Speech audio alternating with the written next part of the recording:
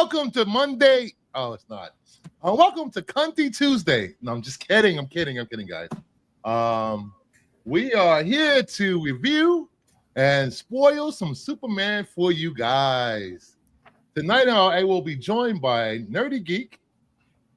How's it going? Blue Jay, Cliffborn Comics, Degrassi, Dade, and Dial. What's going on, everybody? What's up? I hope you're here to have fun, some positive talk about Superman. All criticism of the movie is welcome. We will not yell at you. Why would you make that promise when you know that I'm sitting here?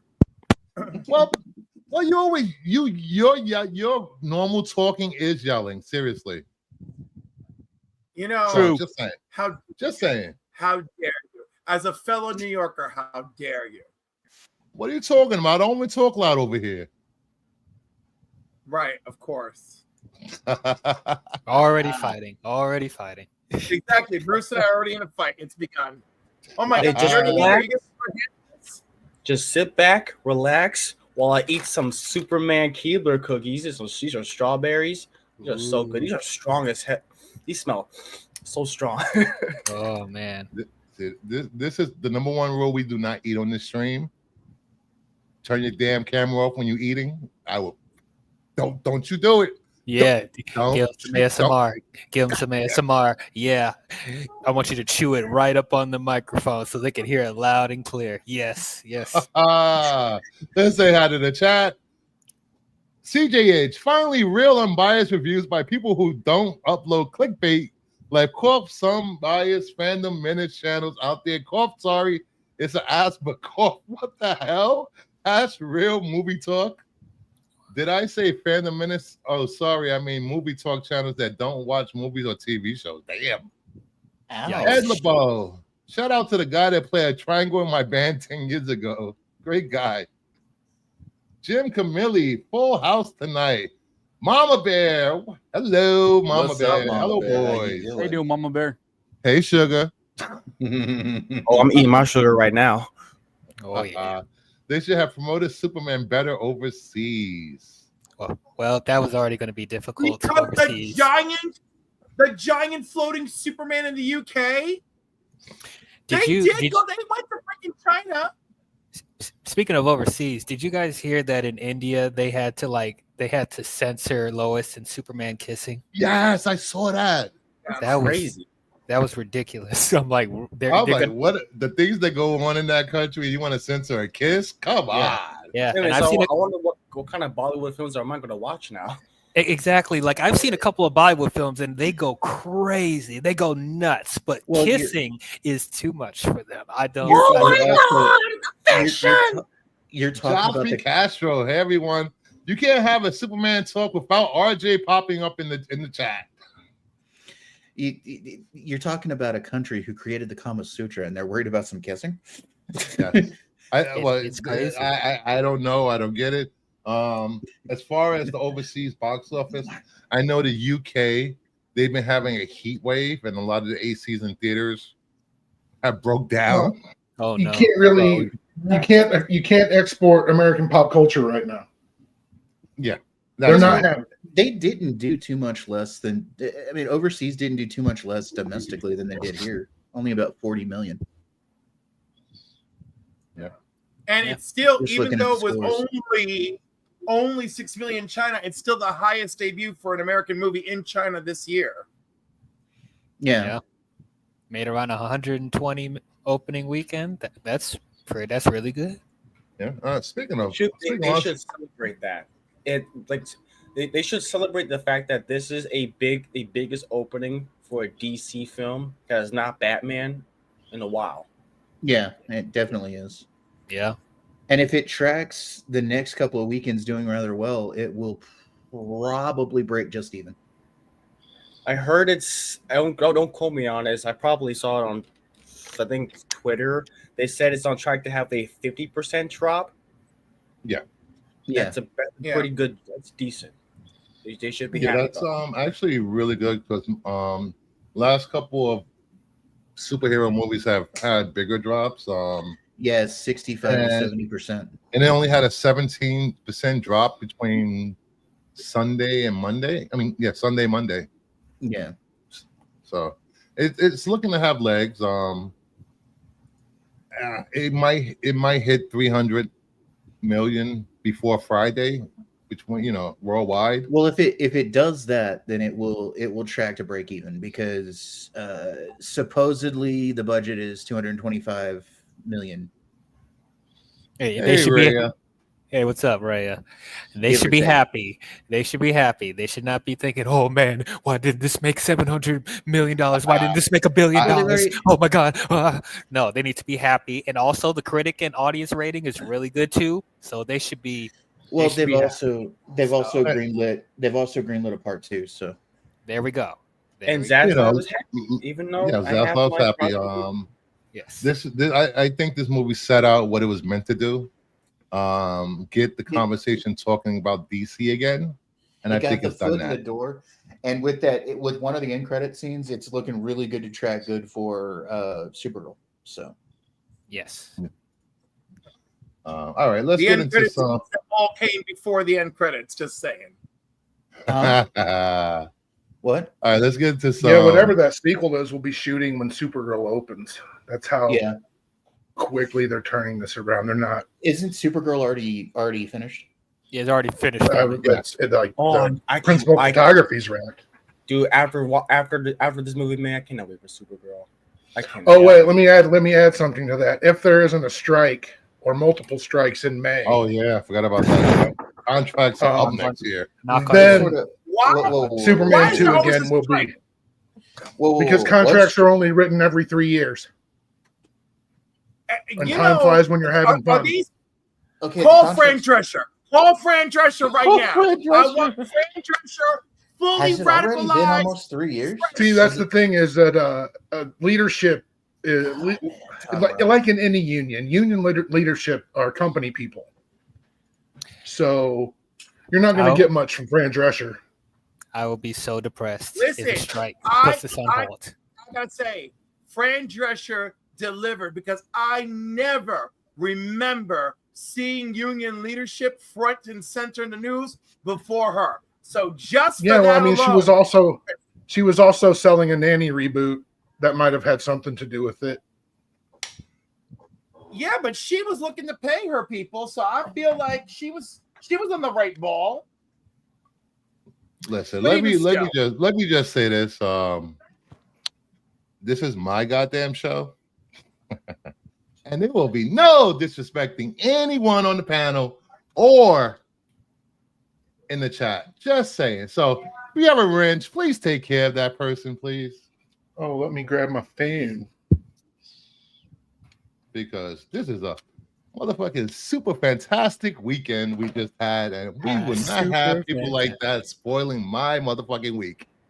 You mean Super Jurassic? I didn't even see what Nope, you're talking we're about. still so I not guess making. I'm happy. We're still not making that a thing. We're not making that a thing. Well, we're not doing super fantastic. No, I am we're not. doing super fantastic. I am Super doing fantastic. fantastic. I said Super Jurassic. No. Yeah, I can't no. do that one Jurassic. because I gotta tell you, when hot gay slutty glasses could not get my ass into that theater, you know you did something wrong. But I still haven't seen Jurassic World Refund yet. So Stop. You're not really missing much. It's not really missing much. yeah, I figured that. Yeah, I guess if you like dinosaurs and you like Scarlett Johansson, It's the same- you will be same all about motion. this. I'll just stick with the super fantastic weekend. Yeah, RJ, if I'm not mistaken, the way it works, the way those leadership elections work is it's like how like presidential elections are in other countries. What do they call it? Anyway, where there are a series of votes until they get down to the two best ones. It's like a series of primaries, a series of primaries, yeah. something like that. All right, let's get into the show.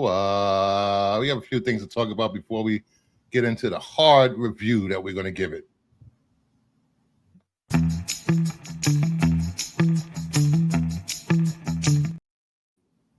everybody's favorite time, box office. Superman opened 125 million. Jurassic Park held on 40 million, only a 56% drop.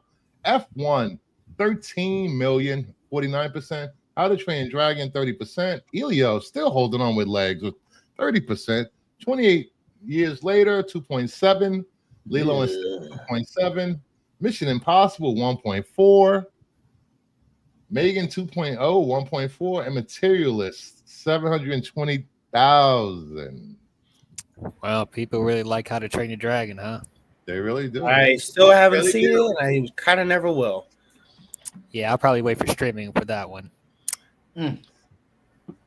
I'm just jaded by the live action remakes at this point. It was Lilo and Stitch and Snow White and Mufasa, and I'm just like I'm getting sick of this. No, I'm just gonna wait till it comes on streaming at this point. Like, It hit VOD today. oh no, but still not paying for that.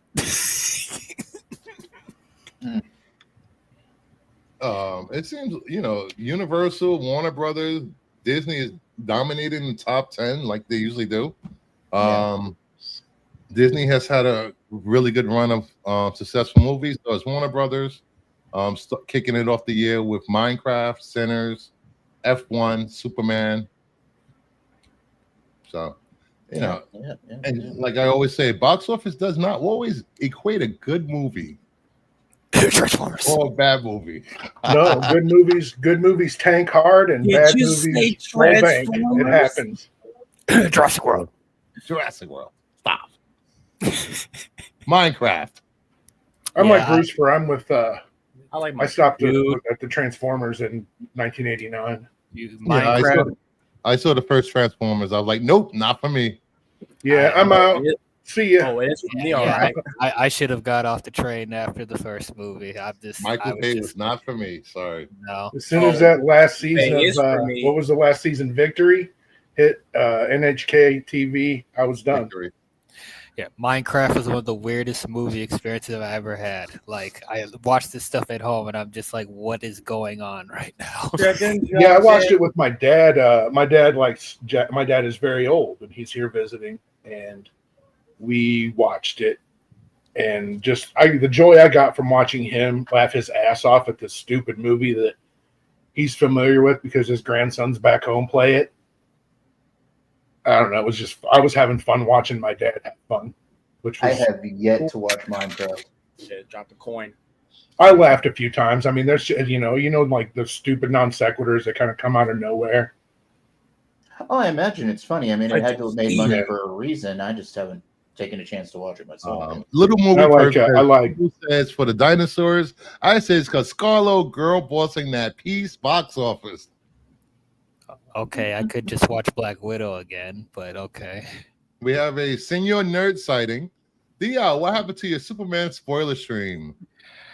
So Hola, Gordine. So to keep it short, my life is very chaotic right now, and I was trying. You too? Yeah, me too. What's that? So I was getting prepared to do it yesterday, but I was trying to get some other important stuff done before then, and I had to keep pushing it back, and then it just got too late. So I'm gonna try to do it later this week. I'm gonna try really hard. I apologize for everyone that's been waiting for the spoiler stream. I feel bad with all these false You should false feel starts. bad. I was waiting a half hour. I was Yeah. like, what is this? Yeah, take your It's time, been man. 15 Yeah. minutes and this spoiler stream hasn't gotten kicked off, people. So don't feel bad about nothing. This is what we do here. Next up, Colin Farrell said he wasn't sure the Penguin would resume filming after it was paused for SAG strike because of how WB scrapped Batgirl. In a world where they can make a Batgirl film and then just can it, I don't understand it. They can decide that it's economically advantageous to just sell 90 million film that people have put so much effort into. Where's Well, if they had shelved this show, that would have been totally wrong of them because that show was phenomenal. Say Hey, Batgirl thanks, and Story X. Hey, Purple what's up, buddy? Pierce. F this story. I put this in just for Perp, just in case he was watching. Watch, you're gonna pop up in the actual stream. Yeah, like say Idiots. Batgirl and Purple Colin is Tears. an ally. Colin is No, an you don't. ally. You didn't even get this kind of solidarity from an actor who was in the effing movie. So Michael Keaton's like, I don't know. I don't care. I got paid. I got paid. I got a paycheck. I don't care about the movie. I got a paycheck. Yeah, RJ, I think. Well, I think, didn't everybody get paid? I mean, for the most part. Yeah. yeah, Sure, RJ, but I what I'm think saying is that Colin here is like stepping up for his fellow performers and other talents that put all that effort into it and then just shit canned it. it was. I do feel bad for the people that that worked on it. Like, I obviously don't wish that on any filmmaker that they have their film not be released. I'm still I'm glad that Coyote vs. Acme is getting a release now. Yeah. But at the same time, Batgirl was a byproduct of a regime that didn't know what to do with these characters or what to do with their universe, and I feel like it just would have been another mess that just kept the DCEU in a state of mediocrity and split opinions and poor box office. So I don't. Oh, okay. I know Perp's gonna get triggered when I say that, and I'm sorry, but I do think pop on the stream and be like, "What you just asserted?" I want Batgirl to be properly established in the DCU, and after Superman, I have all the faith in the world that they will do it correctly. That's all. I actually agree with you this time, DL. Here All I am. right, moving One of my on. favorite things Okay. about this new Sam Raimi movie that's coming out in the spring is how Rachel McAdams has become Raimi's new muse in the future that they have planned together is pretty tight. Chainsaw Reacts, what's up, man? What? Chainsaw Reacts. Reacts. I don't get it. They would have the more sound Okay. financial decision would have been to shelve Black Adam and put the rest of the money into finishing Batgirl. Then it might have gave people more incentive to see the Flash. I like Black Adam. I very much enjoyed the Justice I Society. enjoy Black Adam. Yeah, I don't hate it. I don't. I mean, yeah, it was fine. I'm not gonna yeah. pull my hair out over it. It's a Black Adam movie. What does anybody really expect? Is it really a Black Adam movie? Is it really a Black Adam movie? Like my thing is, especially like I know everybody wants to grouse about that that Hall of Justice mural in Superman, Yeah, but that really does look like Pierce Brosnan to me. it really does. Yeah, the Justice Society loved them in Black Adam. Yeah, I mean, I would not have any That problem was- with any of them coming back. I could have Even given a Dwayne, shit. But I could have Dwayne's got to wear the ears this time. yeah, I could have know, given a I do shit not about want The Black Rock. Adam. I could have given a shit about Black Adam. I liked seeing the Justice Society in that movie. Yeah, I wish And we see, just had a movie. that's the very complaint that many people have about Superman is, I don't want to care about these other characters. I just want to care about Superman. It's like, make up your mind. I've never been a huge Black Adam fan anyway. So, but I am. I a like Justice what Society fan. Jerry I am Ordway a did with Justice them in the Society Power fan. Shazam book, where he was like a true foil to Billy Batson. Yeah, they made Black Adam's become a anti-hero. I like when he was just like a I like when straight he up was villain. a villain. I mean, Yeah. Yeah, He was a that's better what villain I than prefer an my anti-hero. villains to be villains. exactly. But hey, Yeah, look on the bright I agree. side. But look on the bright side. The hierarchy of power of the DC universe has changed. Yeah, just That's- not from The Rock. That's Yeah. why. That's why I. That's All right, why I let's happen to let's like get this through these Penguin show. other topics. I don't want to be here for 2 hours. That's why I like this Penguin show. It's All right. 'cause the We villain got was a the villain. most nominated shows at the 2025 Emmys. We're gonna talk about the Emmys because we talk about movies here. Severance got 27 nominations. Of course it did. The Penguin got 24. The Good. Studio got 23. The White Lotus 23. The Last of Us 16. Andor 14. Hacks 14. Adolescence 13. The Bear 13. The Pit 13. And the main cast of Andor got snubbed. Mm. Oh, That's did they? ridiculous considering all of those actors nominations that Yep. Last of Us got. I'm just gonna say this one thing because I'm not too surprised about this, except for one specific show that I don't understand why people like. I'm in season 2 right now, and I'm in pain watching this. Why do people like The White Lotus? Why? It's good. I love the Oh, White Lotus. thank I- you. Because it's like elevated stuff. It's like elevated bananas stories. What like- was that, Cliff? If he had said Severance, I was gonna explode. No, I He's haven't like- seen. Oh, Why do you like the show? I refuse to watch it. The show's like No, I Lost for people who liked The Office. No, Oh, it's like I I hadn't don't. thought about it that way. It's like I don't like I don't like Andor either, but I would rather watch Andor over The White Lotus. It is torture. I don't understand the appeal. I don't. It The is third season was a drag. The Yeah. first 2 seasons are wonderful. This season was a fucking drag. I'm not familiar with White Lotus, but I'm familiar with like half of what's up there. I only watch White I Lotus love for me two some reasons. Mike White, and they desperately want him to do the Catwoman show. Catwoman show. Yeah, Mike White doing an international travelogue with Zoe Kravitz as Selena Kyle. Sure, why not? Sign me up. I don't know. I do love Zoe Kravitz. yeah. So I love Mike White too. Mike White's never made or written or produced a bad thing. All right, next up, James Gunn says the DCU is building towards a big event that is not what anyone thinks after Superman. If people watch the next season of Peacemaker, they'll see where a lot of things are going. Okay, I'm excited. So I'm when excited for second season of Peacemaker, of course. I'm excited for everything, and I'm definitely excited for Peacemaker season 2. Now, what does he mean when he says it's going to lead towards a big event that not what anyone thinks? So what I'm are we? gonna go dark for a minute. You always go dark. He's going off camera, going away. I don't know. It could maybe he's laying the seeds for something that's going to happen 5 years from now. I don't know if we're going to get a DC Well, Marvel if versus DC, but If No, you think no, we're about- not getting that for like, dude.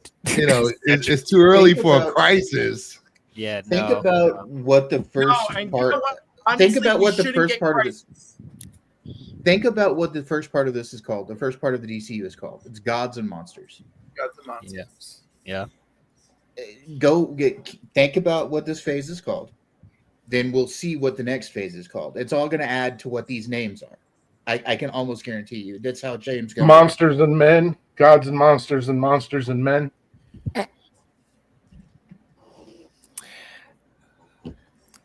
I think that I'm assuming what he's talking about, not what anyone thinks. I can't read, but a lot of people are assuming that they're building up to some sort of Justice League thing, which I think they're going to take their sweet time. Or building World's that up. Finest, or World's Finest, yeah.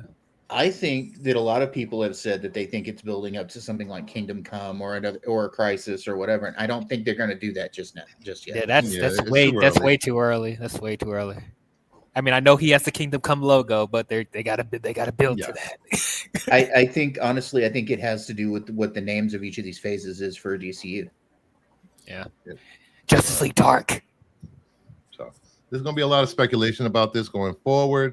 I think once Peacemaker season 2 comes out, we'll get a clearer picture of where the DCU is going, like you said, and hopefully it's a good place. I'm all aboard.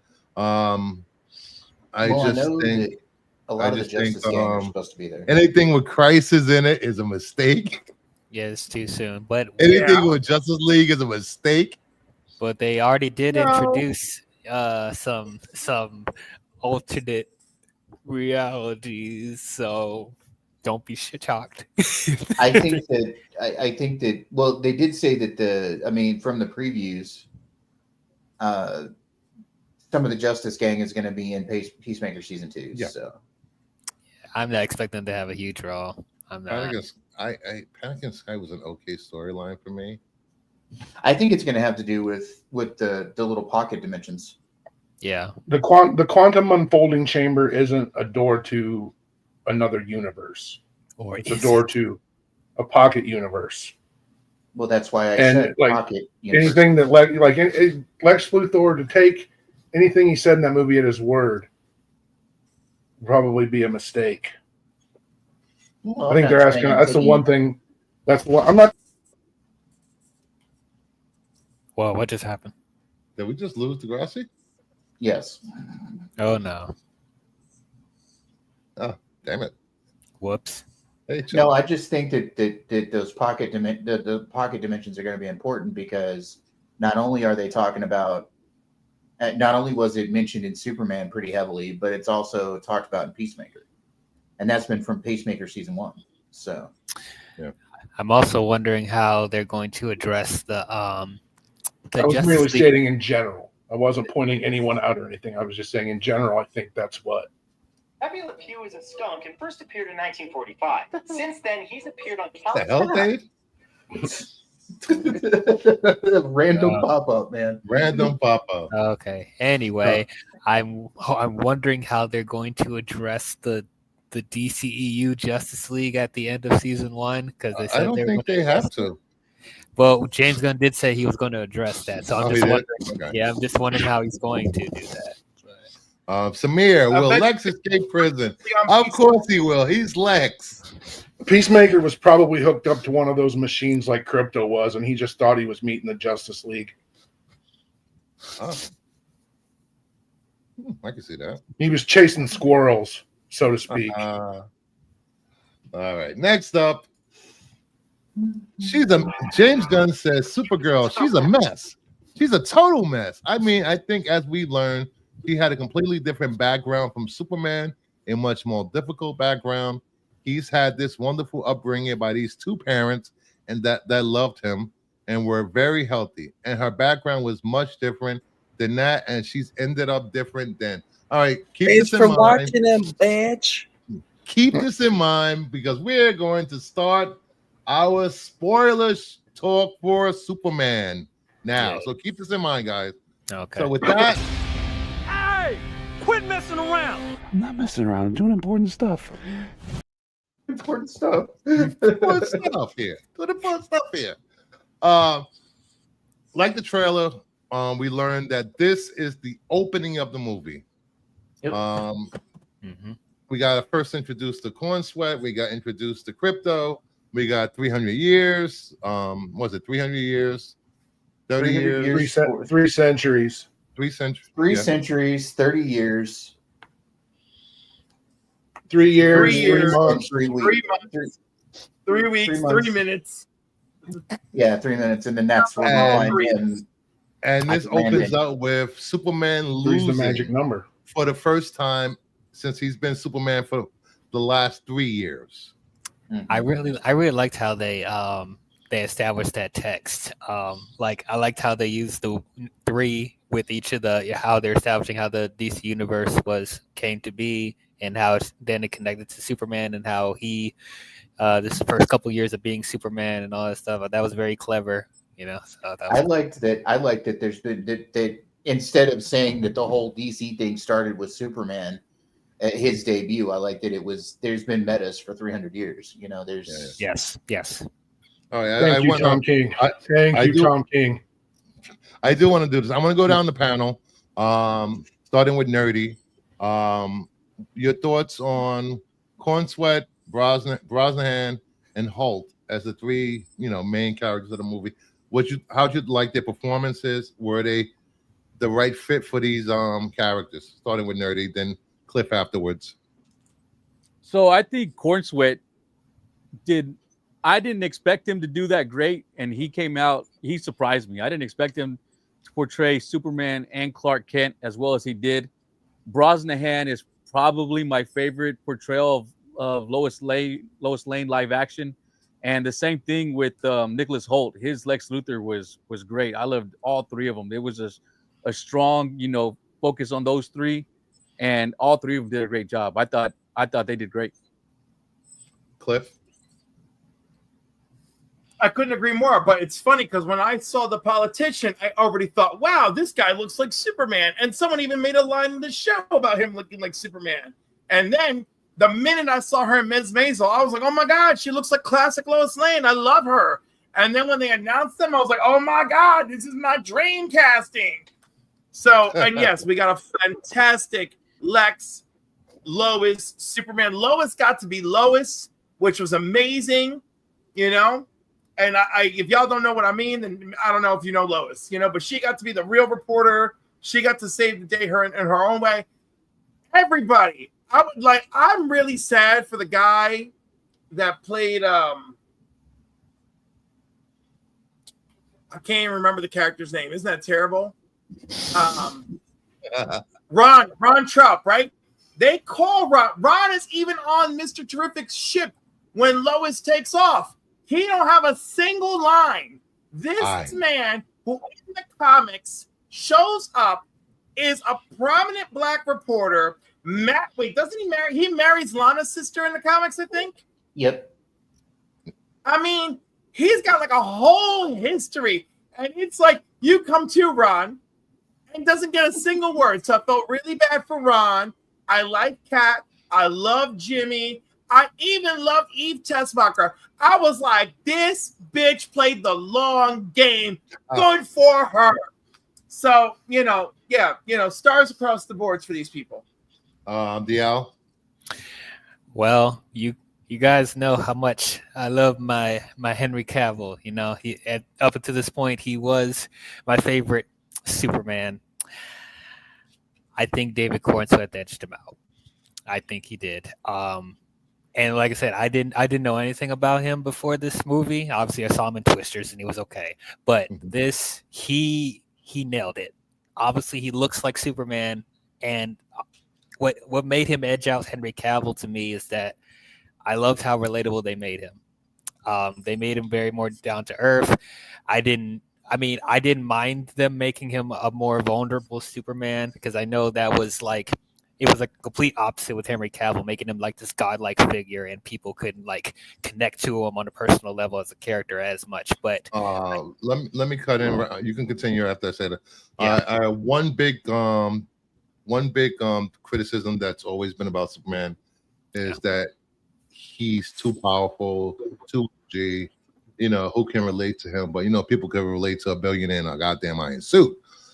I do like that he opened with this scene because it shows that he's not invulnerable. He can be hurt and beat. Go ahead, DL. No, yeah, you're absolutely right. But yeah, we got to see more of his personality, you know, like I didn't feel like we got enough of it in like the previous versions, but it's like, I really liked how I really connected to him really quickly. And also just seeing him be the Boy Scout that just does the right thing because I love that, you know, even just seeing silly stuff like him saving the dog or saving the squirrel or whatever, and all that stuff. I love seeing all that. I love actually seeing him make a connection with the people in Metropolis and all that stuff, and actually going out of his way to preserve life. I love that. He embodies Superman so much to me. Rachel Brosnahan, she's the best live action Lois. I instantly thought that coming out of the theater. Like this, she nailed it right out of the comics. And all respect to the previous versions, Amy Adams and Margot Kidder and all, and who's the actress in Superman and Lois? Erica yes, Jones. All respect to her. But like Rachel Brosnahan, Lily just nailed the character so well. She obviously looks like the character, and on top of that, she has great chemistry with Superman in the movie. And I'm glad that they already established them as a couple. I think that's very refreshing. You know, they're already together. They already know the secret and stuff like that. I found that very refreshing.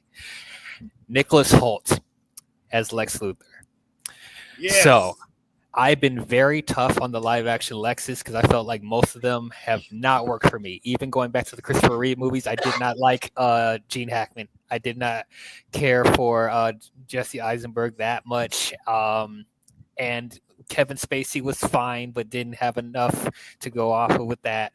So I was very concerned of like also even though I don't like Smallville, I think that Michael Rosenbaum was the best up until this point. And I was very concerned of how they were going to portray Nicholas Hoult. What influences were they going to take from Lex? Were they going to go too silly? Were they going to go too crazy? Were they going to make him the confident person? I ended up really liking Nicholas Hoult as Lex. I think he's probably the most enjoyable Lex I've seen since Michael Rosenbaum. And what I really liked about Nicholas Hoult, and I probably felt this, I don't know if anyone else felt the same way, but I felt like he found a perfect balance of having that confidence, able to command a room like Michael Rosenbaum, and then having that maniacal evil scientist from the animated series. And surprisingly enough, he took some of the good aspects of the conniving weasel that Jesse Eisenberg was. He was able to mix all those three together and make it palatable. So I ended up really liking him as Lex. So all three of them, they got 2 thumbs up from me. All 3 of them. Blue Jay. As someone who's not that big on Superman, I like Man of Steel, but I can't compare the two because they're 2 completely different versions. Yes. But I really like David Cornsweet's Superman a lot. I just like the fact that like you guys said, he's very boyish, very Boy Scout, and mostly like the subtle things like in the apartment when they were doing an interview, just some like he's kind of thin-skinned, but the fact that #super shit really misses with him. Like, super shit, come on, Lois, you know that irks me. He's not perfect. He has his own issues and stuff. Like chemistry between him and Lois, very, very electrifying. Like just that scene alone in the apartment, I just would like to watch like a Daily Planet show about those 2 characters. It doesn't have to be like a big. I would watch that. Right. Oh yeah. a comedy with the cast of Daily Planet. Have Lois pop in once in a while.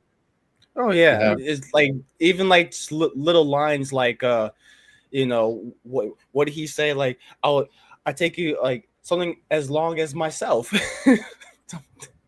He's like, whoa there, Clark. Lex Luthor, he is such a petty little bitch, and I love it. He's such like just from the fact that just the existence of Superman really just drives him insane to the point where he has a army in a parking universe, a slew of monkeys just typing out tweets just to say bad about it. It's like, and we all know some trolls out there that sit on their computer all day switching alts just to crap on people's love. I was like, I'm just saying, I know a few. But the dude's committed. Nicholas Hoult is committed. Just my favorite part is just where Ultraman has Clark pinned down, and he's like, 1A.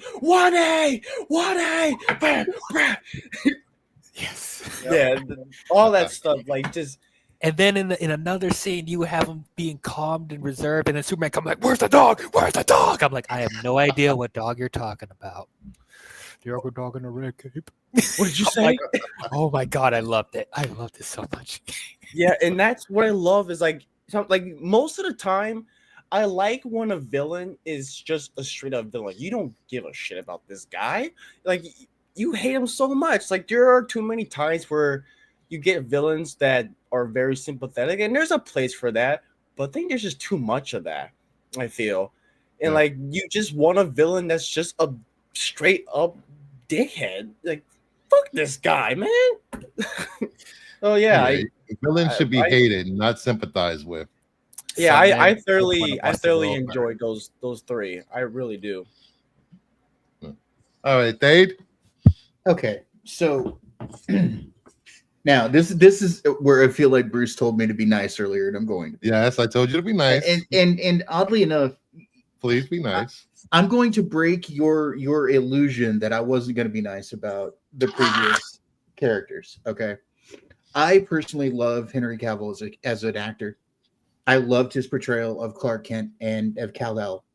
But I do want to lean back on something Dial said earlier. My issue with Henry Cavill's portrayal as Superman is that he was too aloof. He was too godlike.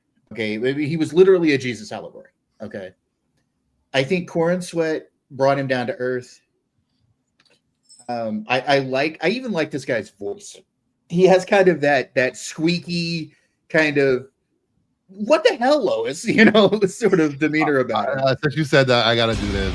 Hey, quit messing around. I'm not messing around. I'm doing important stuff. I'm not messing around. I'm doing important stuff here. Important stuff. But I laughed so hard with that. Go ahead. Unlike DL, I actually like the show Smallville because it was, I appreciated the show, and it was a soap opera with Superman. Thank you very much. This was a good middle ground between Tom Welling Superman and what Superman will eventually become, which is what Henry Cavill was. Okay. So I like this guy. I like Corn Sweat. I don't know much about him as an actor. I saw him in Twisters. That was about it before now. I'll give you a list of his movies and projects later. I like him in this movie. He did really well, in my opinion. Lois Lane. Oh, my, Lois Lane. She killed it for me. Brosnahan killed it for me. Mm-hmm. And that's saying something because I have always loved Erica Durance as Lois Lane. And I even liked Bitsy Tulloch a little bit from Lois and Clark. I think she did well with what she was given. I was never a fan of Margot Kidder. Don't stab me in the heart, y'all. I was just never a fan of Margot Kidder. Yeah, we're gonna stab you after the stream. Henry. Anyway, you got me. Who's got you? But Rachel killed it. Rachel killed it for me. And I think we're good when it comes to Lois from here on out. And in fact, she's at the top of my top 3 when it comes to Lois actors. Like I said on one of my streams, Rachel is that bitch. She is that Lois is that bitch. And it was just recently her birthday, so I would like to shout out, happy birthday, Rachel. Late, of course. So I can't say much more about Rachel other than she killed it, and I think we're in good hands with Lois going further from here. Now, Lex Luthor, one of my favorite villains in all of DC Comics. This one's hard for me because I love both actors. Michael Rosenbaum. Are you touching yourself while you're talking about him? No, I am not. You sure? Okay. You sound like it. Just making sure. This is a family show, guys. Family show. Family show my ass. Anyway, Michael Rosenbaum has always been my favorite Lex Luthor. But saying that, he had more time to be Lex Luthor, and that's why. Okay, he had 10 seasons of a show to be Lex Luthor. Well, 7 seasons, and they fucked him off for 3 seasons, but that's beside the point. Anyway, he was a good Lex Luthor because he had more time to play Lex. Now, that being said, Nicholas Hoult. I love this actor. I actually gained a respect for Nicholas Hoult from a comedy show called The Great, which he played Tsar Peter of Russia. And he was not only comedic foil for Elle Fanning, who was the main character, but also he had dramatic moments too. And I've always thought Nicholas Hoult was a great actor, and his version of Lex is the ultimate fucking hater. He is the troll of trolls. Okay.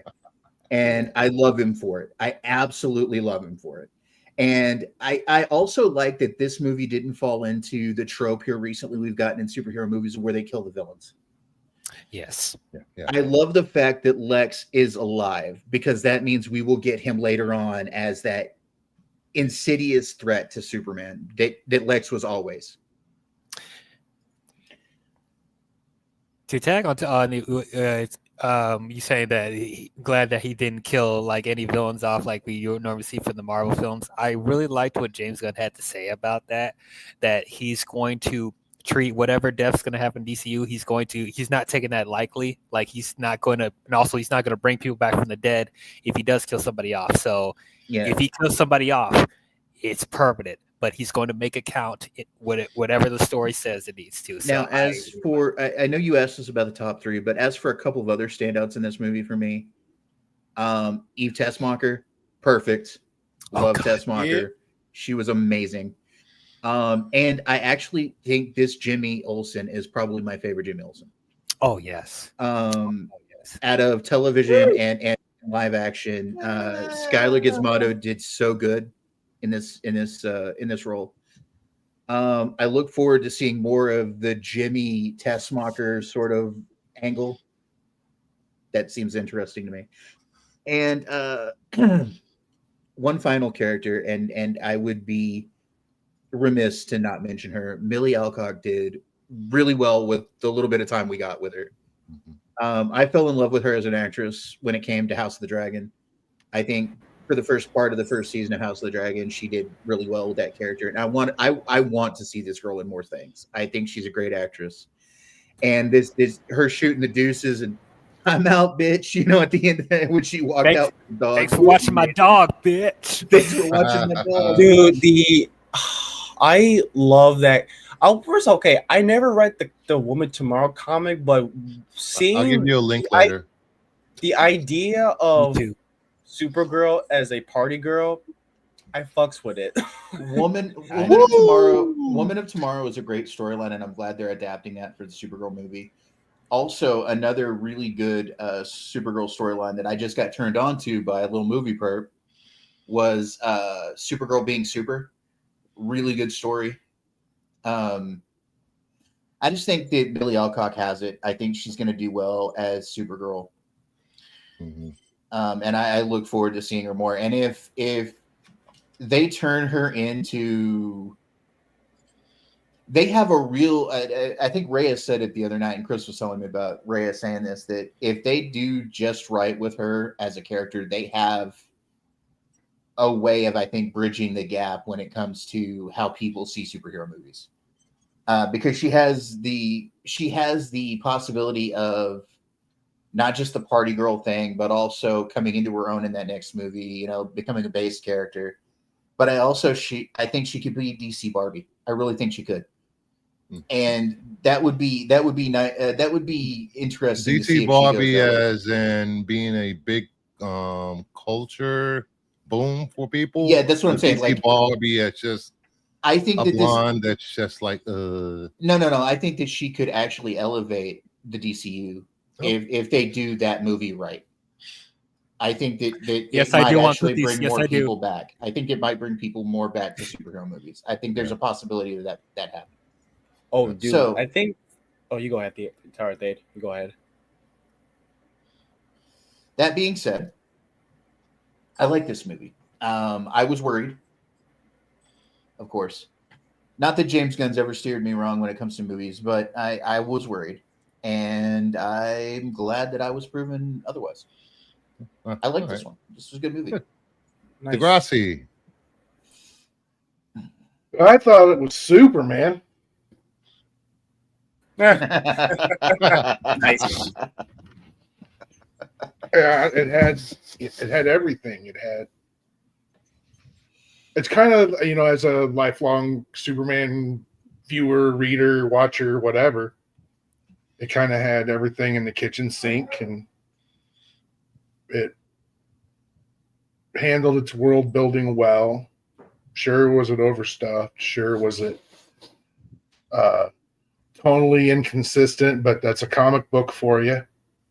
I don't know. I really don't have much to say other than I liked it. The more I watched it, the more it started to verge into like a scathing indictment of the modern studio mega superhero blockbuster, and kind of wore its antithesis of that badge on its sleeve. On Supergirl, the thing is about that is they expended a significant amount of the special effects budget on Pink Mist, And if you know what Pink Mist is, we're in for a treat. Movie's going to have a level of violence. The character's going to be privy to a level of violence that we might not necessarily ever get from Superman. Yeah. And that's a treat for me to get excited for. Because lots of Pink a Mist flew on lot those of- sets. a lot of vaporization going on. Let me just take a No, break. they'll probably get tweaked because I'm sure all aliens don't have pink mist for blood. Anyway. Thank you, Rhea. Gifted 5 Kingdom of Nerds memberships. Samir got a membership. Anthony Beltray, Ash and Nate, Dungeon Crawler, Kevin, and Jimmy Badalitsky. Has anybody seen Badalitsky? I haven't seen him in a while. Thank you, Rhea. My only complaint is more. I just wanted more. Really. Yeah, that was. Yeah, I will say this. I have been watching Corn Sweat since The Politician. He was great in Hollywood. If you guys haven't seen Hollywood on Netflix, Pearl, Bronzan. Oh, wait a minute. That was him in Pearl, wasn't it? Yes, that was him in Pearl. Mrs. Maisel, the amazing performance. Halt in Nosferatu was great performance. You know, I think shining a light on a lot of these actors that aren't big names, that they're starting their careers and just being recognized now. It's a great way to get the audience liking these characters and see where their character development and storyline go, and see how much better they can do in their performances as these characters. I think it's going to be a great ride with these three. And now to get into some of the spoilers for this movie. The message from Jor-El and Lara have been the talk, contention. People hated.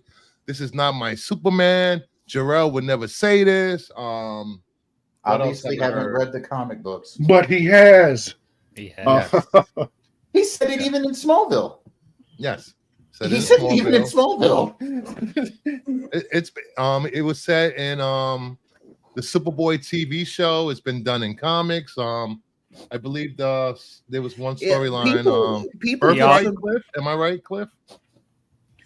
Ultimately, isn't it still? It's also heavily implied in My Adventures with Superman. Yes. Yeah. People get it twisted. They think fake parents show up on Superboy.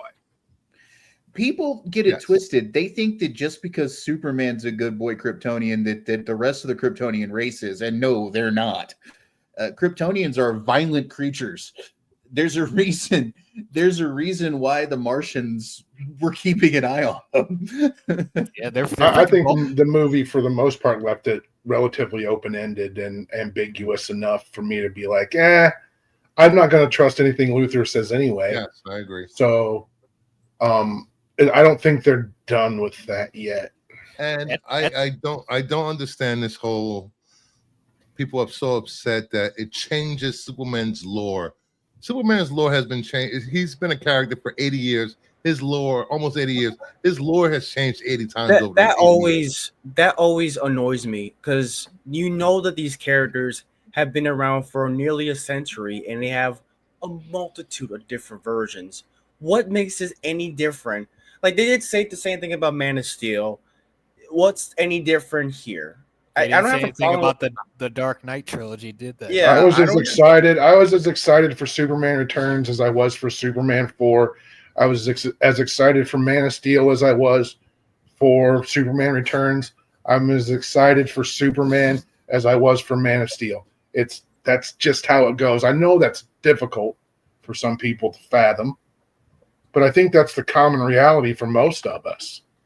Yep. And here's the bottom line about the Jor-El and them. It's like, essentially, like, Jor-El is not the one that raises Clark to be how he is. It's No. the Kents. The It's the Kents Kents. are the ones that instilled those good values in them. It's just that Jor-El just, enhanced that in the other versions. But I think this is And- interesting because, like, to see, the Kryptonians in this different light, like almost like treating them like they're Voltrumites from Invincible, that actually makes the lore more interesting, and then also could lead to other possibilities, like if they want to explore Zod or something like that again, and they could add more complexities with that, where it's like the Kryptonians are, they have different values and stuff from the human race. So that I think that's right. How would you expect a technologically advanced civilization light years beyond our own to look at the human race, especially in its current incarnation? Like, wouldn't they be like, look at these hairless apes? They are like, yeah, they cover themselves, but I mean, that's what Burns, Jor-El and Lara did. They were like, ew, why is he not wearing a shirt? Why is he covered with hair? I just want everybody on the panel to like fully embrace this. Superman's been around for 87 years. We are 13 years off of him being a century old as a comic book character. Like Bruce said earlier, there have been so many different incarnations of Superman, it's not even funny. From the early each one of days those of incarnations too always leaves something behind for the next one. Exactly. Kryptonite wasn't a thing until the radio show. Well, he didn't fly until when? The TV show? He didn't fly Wasn't until he the just George leaping Reeves over show. buildings? He Yeah, he didn't didn't. fly until the So George Reeves show.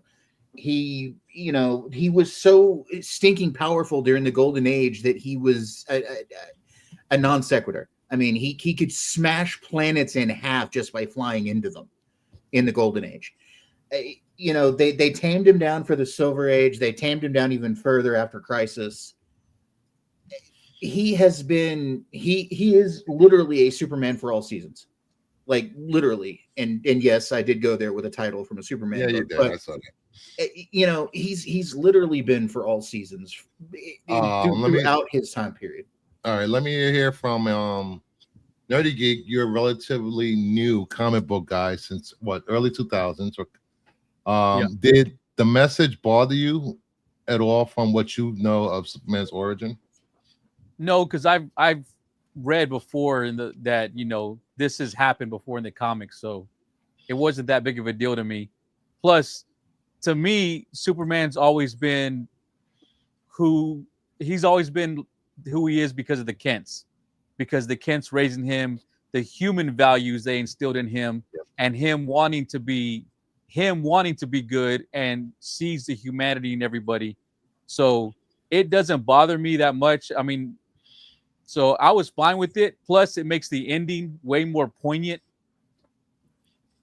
I agree. Yep. I liken it to Joker killing the Waynes in Batman '89. It's one of those things Right.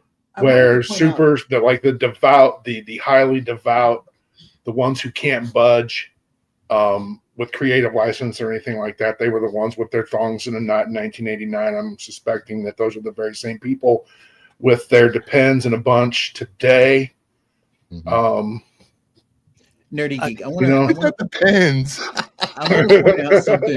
to point out something here that Nerdy Geek just said. It's the Kents that make Cal and Clark what he is. Yeah. And I can point that out by pointing out another Elseworld story. There was a Superman story called Speeding Bullets. And it was what if Kal-El had been raised by Thomas and Martha Wayne, and he was I was going to say that's different. The Super Bat one, right? That's the Super Bat one. So much different in that story. Hold on 1 second. We have someone beaming aboard. Joe is here. Hi. But the other night Joe was on a stream and he presented a fact, and somebody in the panel was like, "I don't know about that. I'm going to have to check on that myself." And I'm like, "Look, this man has a lot of wild takes. I might not agree with all of them, but there's one thing the man is not. He's not a liar." No. What take was that? I'm not going to get into it. No, I don't even remember. It was about cuss words. Oh my God. But no, that's my point is, if you look at the different Elseworld stories that Superman has been in, and you look at the different ways that he was raised in those stories, you got Red Sun, for example, him raised in Russia. Yeah. You've got Speeding Bullets, him raised by the Waynes. You've got the way he was raised in the core reality. It really doesn't matter either way what Jor-El and Laura are or what Kryptonians are. It's where he was raised. It's nature versus nurture, you know. Yeah, and all those stories, correct me if I'm wrong, but in almost all of those Elseworld stories where he's born under a different set of circumstances, or he arrives under a different set of circumstances, regardless of how evil is at any point in that story, by the end of it, he's always come back around to what made him pure and good and true in the beginning. So, in fact, Red Sun, you find out that he's that he's related to the Luthers in kind of a weird way. Anyway, yeah, you know, I will say this: the L's, they play such a small part of Clark's upbringing and life. Yeah, you know, it really doesn't matter what they want for him; it's what he wants for himself. And you know, there's been many times in the comics where he has questioned, you know, the USA, where he's denounced his citizenship many times, well, a couple of times. But it always comes back to the way the Kents raised him. It always brings him back home. You know, he's always going to be that small town farm boy. And speaking of small town farms in Kansas, I know a lot of people did not like the Kents. A lot of people didn't. They hated their I guess Kentuckian. I mean, they're and I quote, toothless, poor, ignorant, toothless, redneck. What else? You know, trailer trash. That's it. Trailer trash. So many different portrayals of the Kents. Just because someone has a deep accent or a heavy draw doesn't make them stupid. What an offensive statement that is. That is a really offensive. And then you point out that. Hold on 1 second. If you know, Degrassi pointed this out to me, that they are based on real people that live on a farm, live in Kansas, that they studied the way they talk for months. Have these people call them every day and leave messages so they can get that Kansas accent down.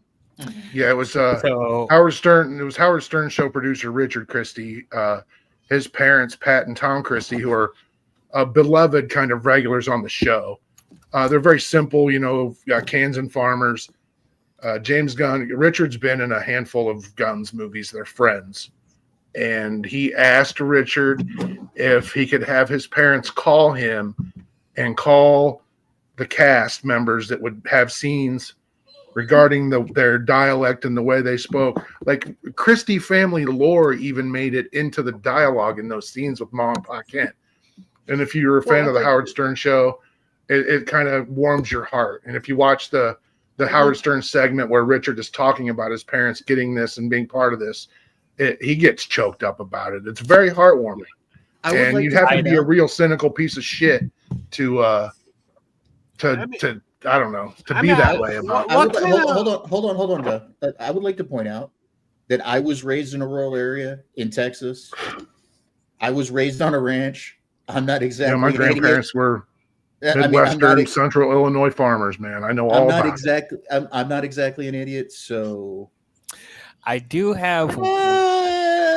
Don't start with me, Bruce. Don't start with me, Bruce.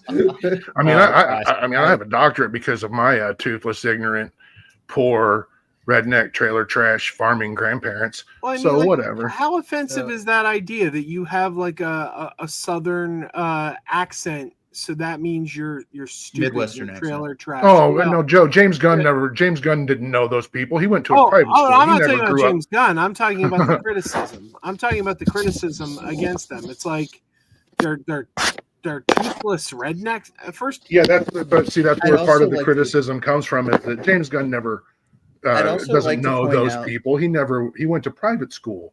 It's this class envy bullshit that cracks. I'd also like to point out. Hold on. I will say this.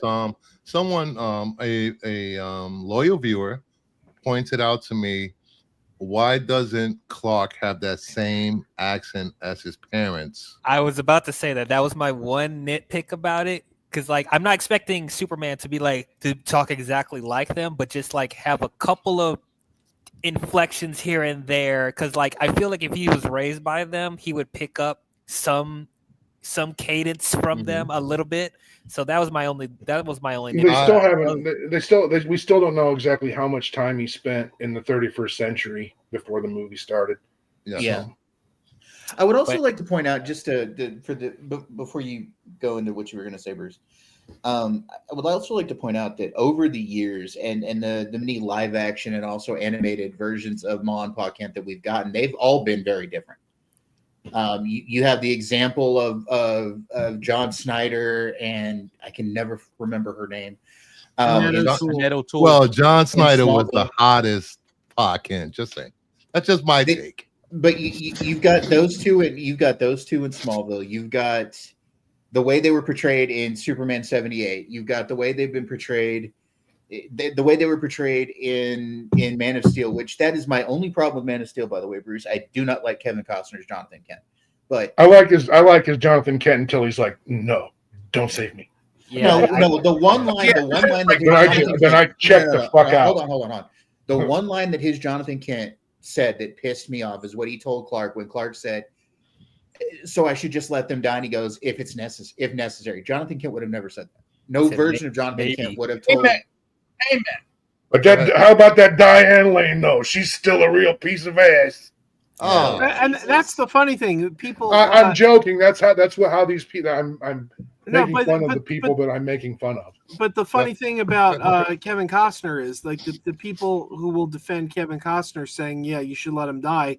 They're having a problem with the Jor-El, and it's like, well, that's funny because we had the adoptive father acting way out of character in the last movie, and that was excused. But now we're having an issue with this change.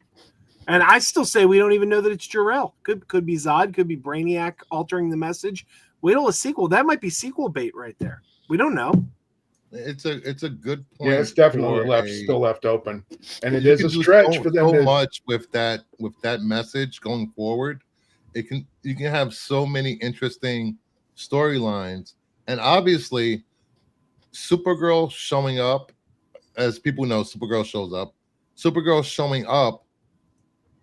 She's older than Clark. Well, technically, she's older than Clark. She was older than Clark from the start. She was actually a teenager when wasn't she sent out first or something? Isn't that how that goes? They were sent out at the same time, but she was older.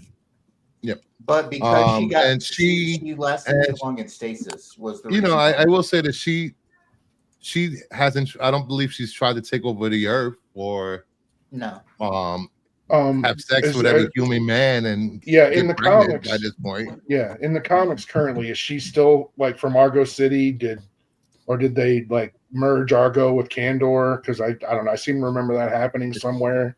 I believe it's Kandor. Kind of muddy. Kandor is still. She's from Kandor currently. Yeah, I see. That's what I don't care. Whatever. I'll tell you this: the best comic book version of Supergirl was Unearthed. Peter David's. Yeah. Yeah. Wasn't even from Krypton. No. Can I also say? Well, she was an Earthborn angel in the body of a Matrix. Yeah. Yeah, a Matrix from a pocket Earth. Well, she was. It's not confusing. She was partially Linda Danvers. She was partially Matrix, and she was partially an Earthborn angel. So yeah, that was a great book. That was a great Supergirl Wings. If anyone hasn't read the Peter David run, get it. Go ahead, DL. Fortunately or unfortunately, they're collecting. Hold on 1 second. Hold on. DL, you were saying something? Oh, I was just gonna bring it back to the Kents real quick. What I also appreciate is that they didn't kill off Jonathan in this. Superman's actually able to have his two parents in this version, because there are versions where both his parents are alive, especially with the animated series and stuff like that. So I'm glad they didn't just immediately be like, "We got it." They're both alive. Missed opportunity. Did you know that until 1978, Smallville was always a quiet town nestled in the hills just inland from the eastern seaboard? Yep. Because if Metropolis was New York, that would make put Smallville somewhere in Connecticut. Yep. What I also, if you guys remember that conversation that Jonathan and Clark had in the movie, that kind of reference what we were talking about with Kevin Costner's version, that like the way they written him was not kind of distasteful at a couple of moments.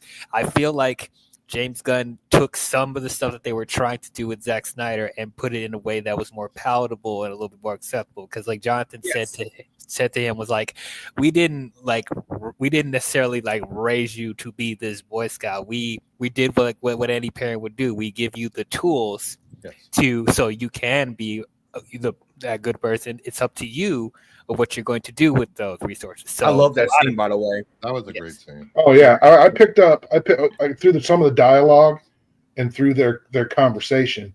I picked up that their relationship was kind of strained, and I'm curious I was kind of left lingering. The thought was left lingering, like, what happened? Like, he hasn't been back in a while, and when you see him on the phone up to that point, he's only talking to his mom, and I recognize that kind of conversation and that kind of behavior, and it felt like something was up. Something happened. He did something. Maybe it was the Baravia thing. Maybe he thought it was best that he just stay out of it. We don't know. We didn't see it, but I like that part that we didn't. That it gave me something to chew on. I don't need to be drawn a picture. I don't need to have everything explained to me. What some people call spoon feeding you dialogue, writers and the creators and filmmakers call exposition. And the story is told that way. And that was a scene where it was just chef's kiss. Chef's kiss. You know, I had I say it all the time on my streams. A lot of the movie going audience, they need their hand held. And when they don't get their hand held, they're like, well, how come they didn't do this? How come they didn't do this in the movie? What's going on in the movie? Can I get a plot in a trailer? Well, the thing in the Marvel universe, the MCU has conditioned moviegoers, particularly those that are maybe a little bit more immersed in the shit than the regular guy, has given everybody's confused the beginning of a story with origins. Yeah, like, and you know, Batman 80, there was no Batman 89, there wasn't an origin. Was there an origin in there were flashbacks? Oh yeah, it was all fait accompli, or en medias res, where you pick up in the middle of the story. Like there was no I didn't have a backstory for Star Wars. I'm talking about A New Hope, but I don't call it that. But when I saw Star Wars for the first time, I didn't know the movie starts in the middle of the story. Yeah, the whole trilogy starts in the middle of the story. And most of us who pick up a comic book, like you pick up a Superman or a Batman comic, how many of us started from number one? I mean, these comics are like, I went back and read all the way back to the start. Yeah, like I'm the click to know more guy. If I see a movie and that movie's based on an obscure 1950s Belgian comic strip, you know what I'm going to do if I like that movie? I'm going to click to know more. Yeah, I'm going to find a compendium. Whatever. I want to know more. So I think I do want to point out here real quick. Hold on, DL. Yeah. That Jonathan Kent in this movie, and this one actually made me tear up. Jonathan Kent, the way he comes to Clark on when you know you were mentioning him and Clark have been kind of estranged or whatever. Jonathan Kent in this movie reminded me a lot of my dad. And there was a point where my father and I were not talking. And the way he tried to come back into Clark's life, that scene of them sitting in front of the farmhouse, it made me cry. I will admit. Mm-hmm. Beautiful. I like the music in that scene. Mm-hmm. I like the music was great in that scene. I agree. The music is another character in itself, because here's a bit of I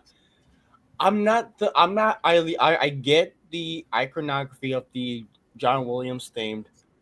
It's much like, to me, it's like Star Wars. It's played all the time, but I do like the interpolation of it, mainly because like the subtle things, like the electric guitars when it starts off. I've always loved that piece of music, and even the scene where they show is it Moravia or whatever the country is, when they were holding up the Moravia. flag. Moravia. Yeah, holding up the flag with the Superman logo, and it just rises up. Da, da, da. I love that. Like John Murphy and David Fleming they were geniuses. I love that. I love it so much. All right. Let's move on to. I'm gonna give Joe a chance to speak on this because I know he loves this part of Superman. The Justice Gang. Joe, what was your thoughts? And then everybody else will chime in after Joe's thoughts. Go ahead, Joe. Well, first of all, shame on everybody for doubting me, but I have been telling everyone for years that Guy Gardner is the best Green Lantern, and people have been going, no. Now what am I hearing? I loved Guy Gardner. Yeah, but told you. He's not my favorite Green Lantern, but I'll give you that. And Hal Jordan, he's the worst. I agree with you. No, Hal isn't my favorite. Boy, is he. Hal Jordan slept with Guy Gardner's girlfriend while Guy was in a coma. Hal is the worst. Don't trust him with your girlfriend. What I love the most about this corner of the DC universe that they're carving out with the lanterns is that Guy Gardner is the most moral and the most pure of the lanterns, the 2814 lanterns in the DCU. I love that. I think that's fantastic because there's really nothing to like about Hal Jordan or John Stewart when we meet them at first. I actually like Kyle, but that's just my preference. But I love Kyle Rayner. And I think everybody, okay. I always go back to Iron Man. Iron Man before 2008. That's when Iron Man came out, right? 2008. Yes, yeah 2008. Before 2008, Iron Man was a D-list character. You couldn't stop like grandma on the street and be like, "What do you think of Iron Man?" She'd be like, "What? Who's Iron Man?" You know. I love Black Sabbath. What do you call it though? Like that movie, Iron Man in 2008 brought Iron Man into the A-list. So I haven't run a triathlon in 46 years. I would like to say, welcome to the A-list, Mr. Terrific, because this weekend America fell in love with Mr. Terrific, and most people had never heard of him before. Yes. And all he had to do was show everybody his balls, and when everyone saw his balls, they were like, "Oh, goddamn, Mr. Terrific." I will say this: Guy Gardner isn't my favorite Lantern. It's a tie between Kyle and Stewart. But Nathan Fillion really made me love Guy Gardner after this movie. Yes. I love asshole characters that have a good heart. I just hope he keeps that edge. I just hope he keeps that Guy Gardner edge. I hope they don't turn him into a pussycat, because that would. I can't wait till he becomes a living, shape-shifting Voldarian warlord weapon. See, I gotta say, Degrassi, I gotta say, I hope they don't go there. I hate the Warrior run. I am not a Warrior fan. Yeah, Bo Smith and Mitch Bird's Warrior run is one of the greatest unsung runs of any comic from like that part of the 90s. Personally, I like when Guy Gardner. Yeah, not even that stuff. When you get further, when you get off of Dixon, when Dixon leaves and then Bo Smith comes on, and then Bo Smith brings Mitch Bird on, who he found at Image, that book took off. I like when Guy Gardner carried the Red Lantern ring. That was fun. Oh God. All right, let me do this. If you haven't subscribed to Nerdy Geek, please subscribe to Nerdy Geek. Subscribe to Clip on Comics. Subscribe to IMDL. Subscribe to Crazy Joe Concession Stand. Blue Jay, what's your channel? You can subscribe to me. I have shorts. Oh yeah, Degrassi has some clips up there. Woo, spicy. Yeah, Blue Jay's Blue Cinema. Blue Cinema. I don't do that no more. Not the porn. He don't do that no more. And all right, Cliff, what are your thoughts on the Justice Gang? I mean, Mr. Terrific's great. Guy delivered, even though like I was just hating on Nathan Fillion left and right, but he delivered on what he's supposed to be, right? I mean, they were fine. Like, you know, and also like the movie went out of their way to show there's a distinction between them and Superman. Yeah. You know, for sure. Not just with the giant creature, but when Hawkgirl went into Baravia, you know, by the way, y'all all kept saying Baravia. Baravia is the invader. All right. The kids holding the flag, they're in Jarhampur. They're the ones screaming for help. And guy shows up, it's like, hey kid, you got the upgrade. You know, but hey, I love that they were a reflection of inspiration from Superman. You know, like they were like, nah, we don't do that sort of thing. And then they did, right? And then also, like, there's ramifications that we're gonna see play out, because after Hawkgirl straight up kills a world leader and they end the revolt, what's his name? And Rick Flag Sr., he's like, what do you think now? They've just changed the rules, these metahumans. That's not a scene. That scene isn't there for let it rest. All right? Yeah. That scene is there for let it cook, you know? So I thought that was great. But yeah. So where did you feel that Flag landed on that, Cliff? Where did you get the sense that Flag was? His face says everything. You know? But did you think he's for the heroes or for the metas or against the metas? Hell no. It is absolutely clear. I've seen it twice. It is absolutely clear he's pissed. And it should be obvious to the audience that this Justice Gang, who previously was like, no, we don't do that. We don't interfere with foreign affairs, right? Yeah. Now they just kill the world leader and stop the revolt. And definitely that's whole, because Superman didn't kill anybody. Superman just stopped the revolt, you know? And Rick Flag was meh about it. These actions are not actions to be meh about. And I could even see this leading into Maxwell Lord quickly going into, we're going to call it Justice League International. That makes sense. I think hold on. Nerdy Geek, what do you think of the Justice Gang, and what do you think of them killing? Because all three of them killed. Mr.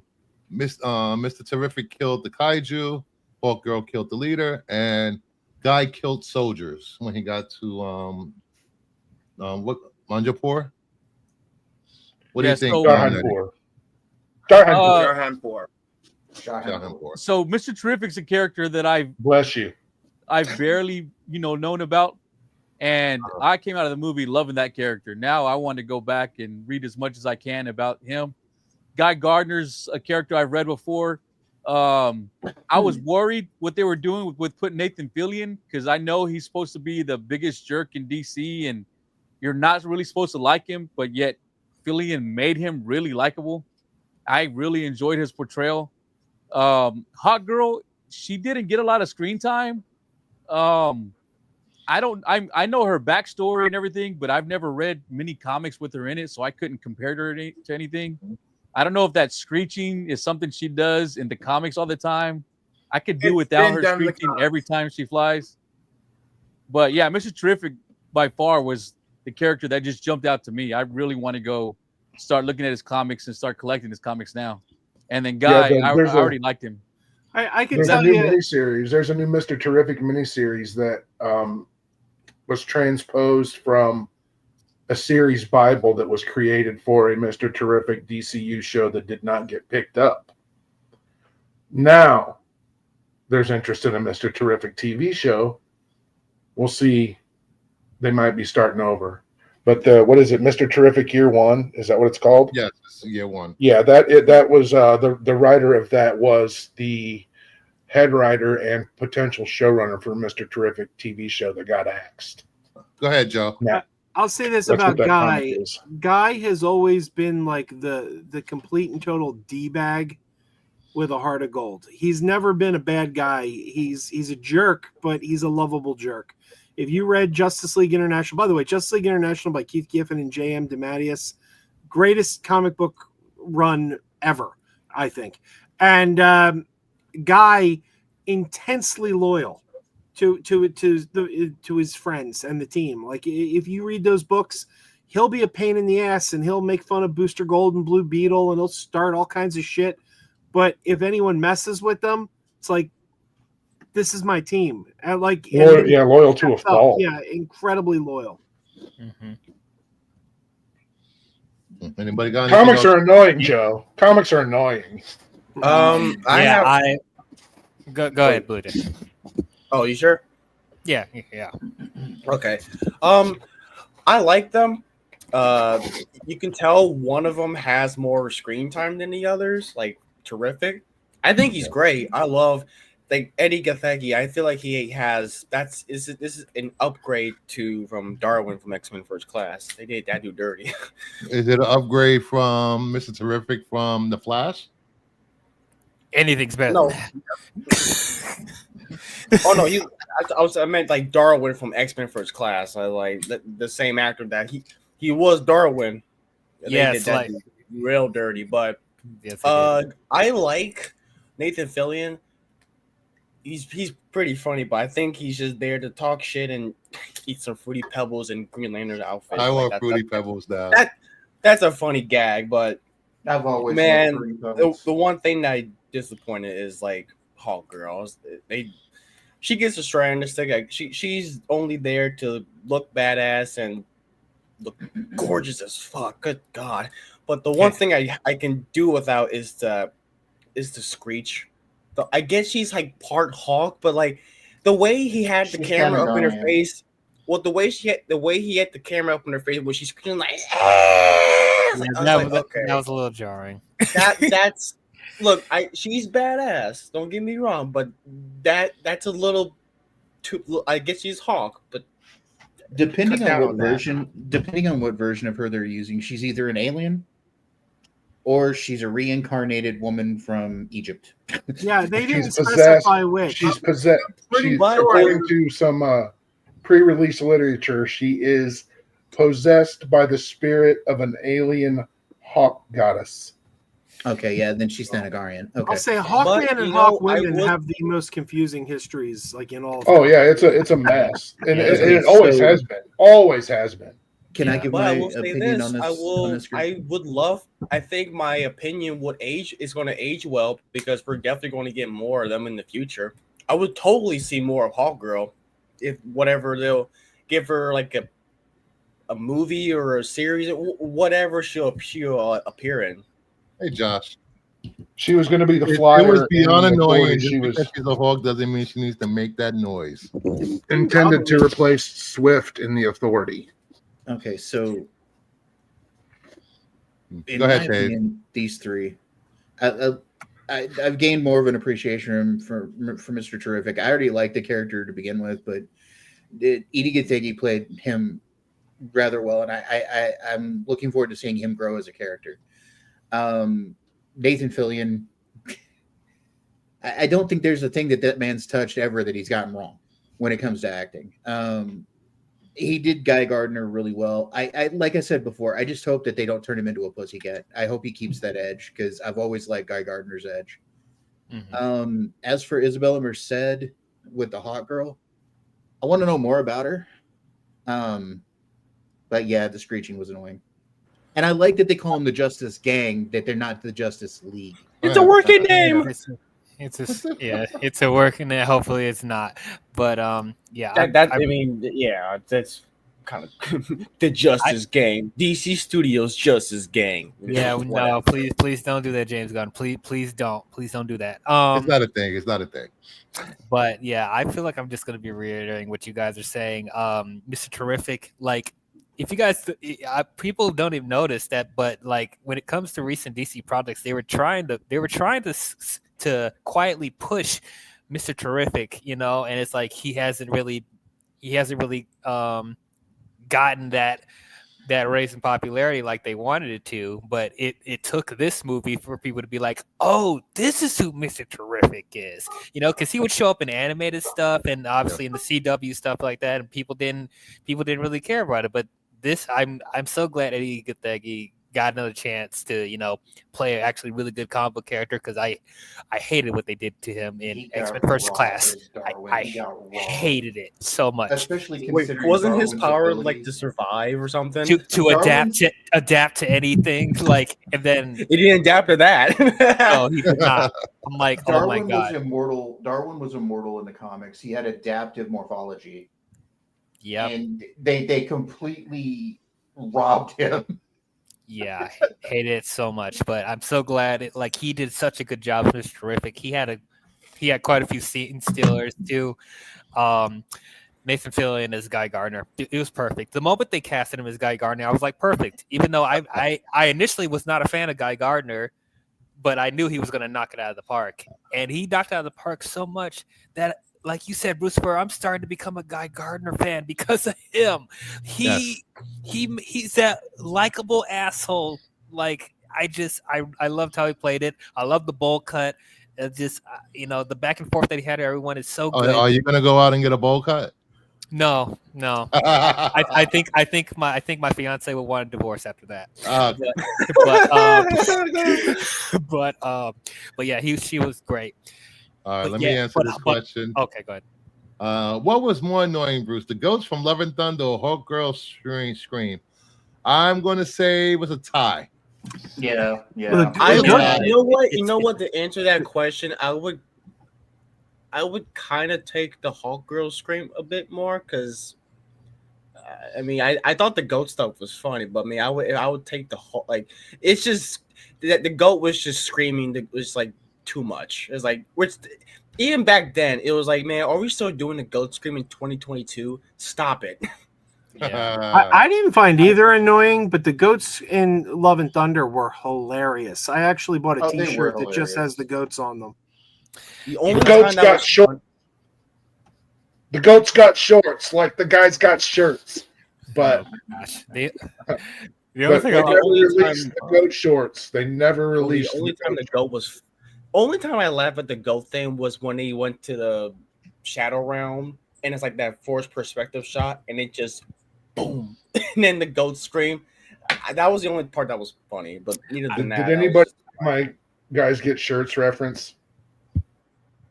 No. Nope. Yeah, I didn't think so. Hey, Necron. Or hell Satan.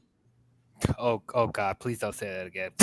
Or hell Satan. You're gonna get demonetized, bro. But anyway, I am Bruce from Morning Star, the bringer of light. Isn't that religious persecution?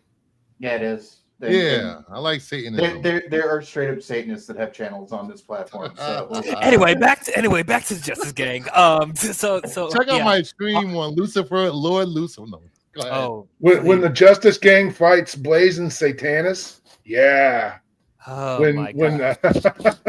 Y'all when get Sleaze drugs Big Bart and Superman and makes adult See- films with them, and then Darkseid helps. See, that's see- a deep almost cut. okay. That's See, a deep almost cut. see, What was y'all. that, Cliff? Almost See, done. Almost oh my goodness, Almost does. See, Mr. y'all Miracle, get. Mr. Miracle busts right in there when that's about to happen. My wife. No, I'm sure in this cartoon, this mature audiences only cartoon that's going to be on Max, that Superman and Bart are going to go all the way. See, this is what happens when you get Mephisto in the MCU. Y'all just acting a fool. Like, come on, bro. Stop, stop. Hey, does anybody else find it odd that the Chuds didn't run with Hollywood's most prominent Jew playing the devil in the MCU? The big number of them didn't. There was a female Chud that did though. Okay. All right, we got breaking news Okay. Oh no, not breaking. from RJ. Looking at the best Oh. Tuesday at the box office of the year so far for Superman, with another 15 million. Very good sign for legs and word of mouth. Official numbers will be dropping tomorrow morning. I'm gonna have to 15 call, million. I'm gonna have to call BS, RJ. I heard harsh critics say this movie's a failure, so clearly you're wrong. Oh God. What's Yeah. wrong? All right, let's Hold on, move hold on. to- I have one question. Before we Go move ahead. on. I was trying to get this out. Go ahead. Is she is okay? I didn't need to be pulled up, but okay. Is Isabella? Is this version of Hot Girl supposed to be Shayera, or is it supposed to be a different version? I think it's Shayara. I read somewhere she's that Kendra. Kendra. She's Kendra Saunders, but she's possessed by Shayera Thal. Yeah. Okay.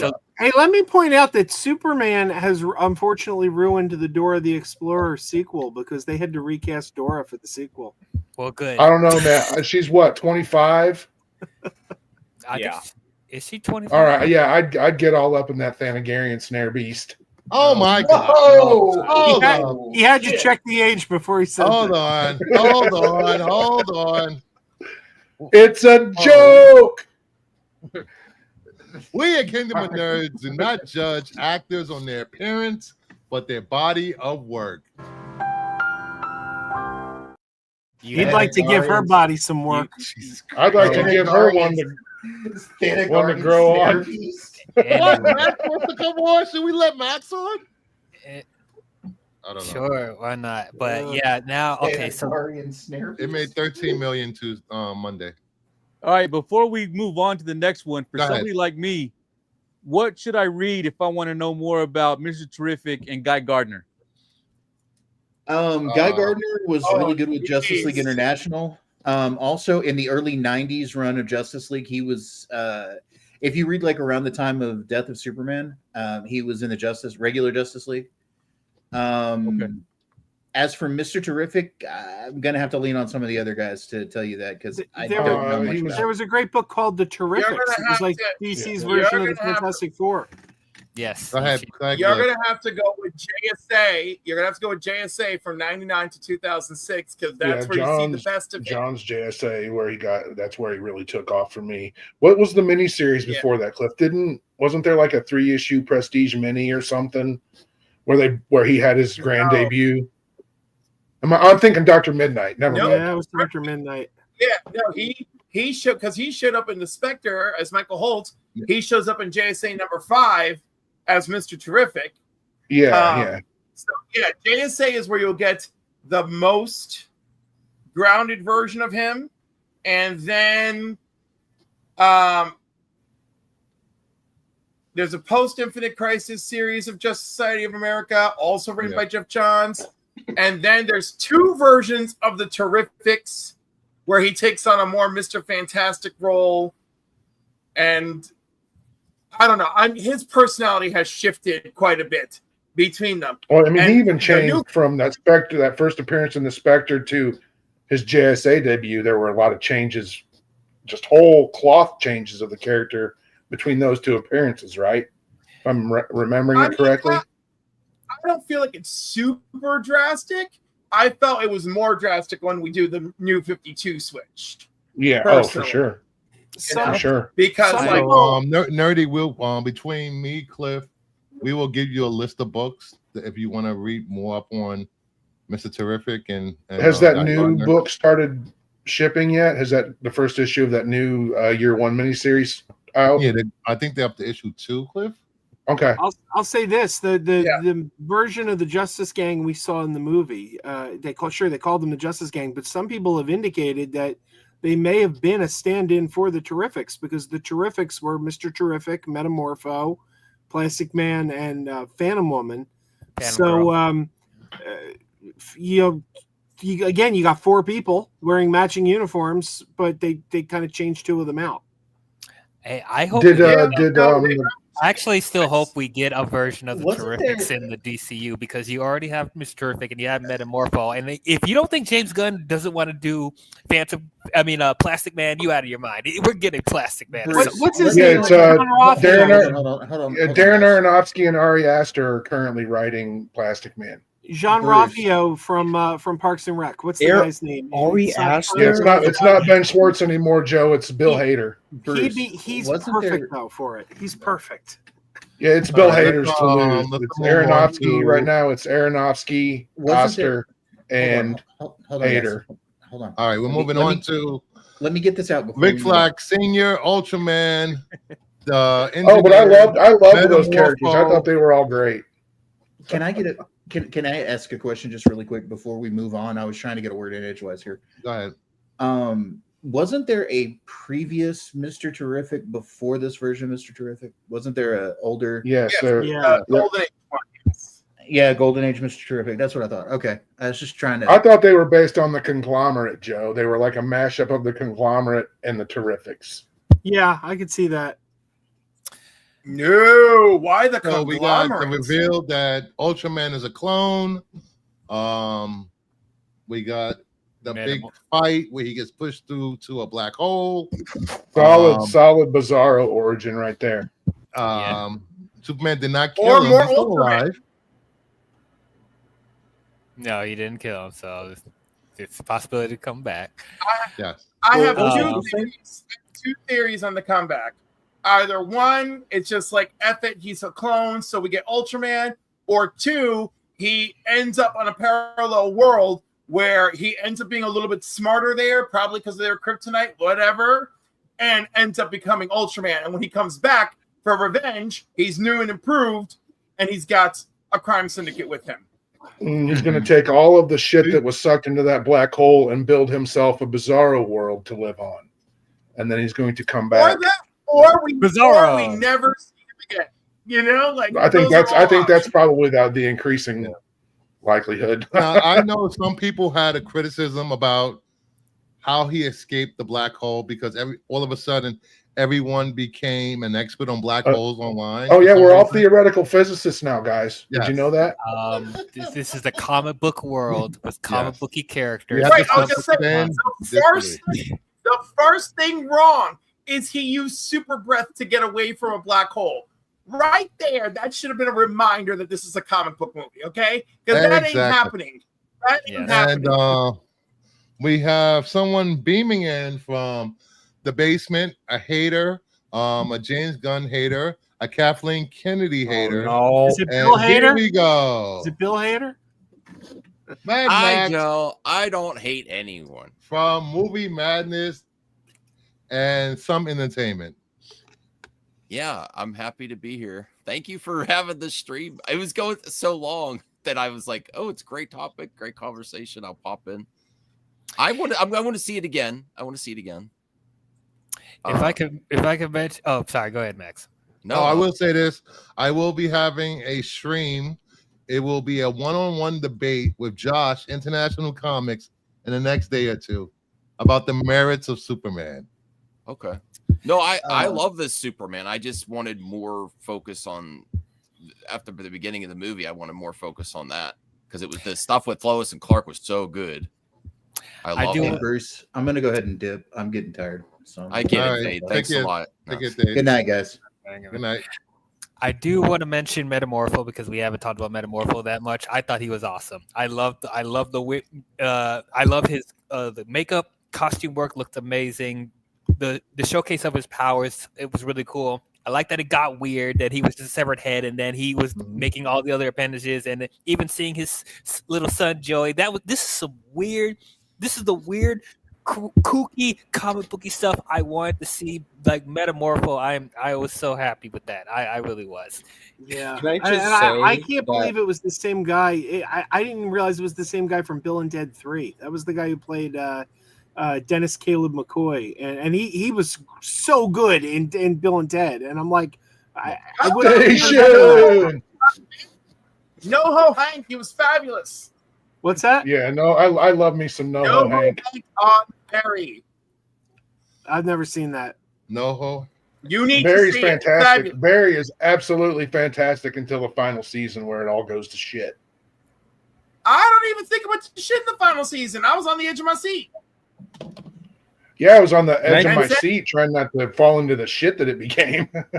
But he stole the show in Bill and Ted. My name is Dennis Caleb McCoy. And he kept adding new names. It was so funny. He was on I will say this: one of the Strangers standout side characters of the movie for me also was Metamorpho. I love Metamorpho since Batman and the Outsiders, and it was great seeing him in live action. And his power set is amazing. Him creating a goddamn son, the part of sort of a son, to give Superman back his strength and cure him from the kryptonite poisoning. I think Metamorpho is going to be a great character going forward in this universe. Yes. Yeah, not Baby Joey though. I wanna, not Baby Joey. I want to Max point. hates babies. I want to. Go ahead. I want to he's go back to Richards. I want to go back to Ultraman.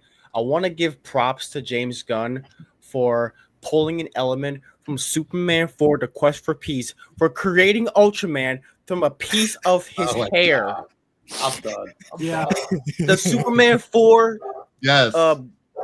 Superman, the respect for Superman 4 is amazing. Best Superman film of all time. I stand Nuclear Man. I kind of like that movie. I kind of like James Gunn.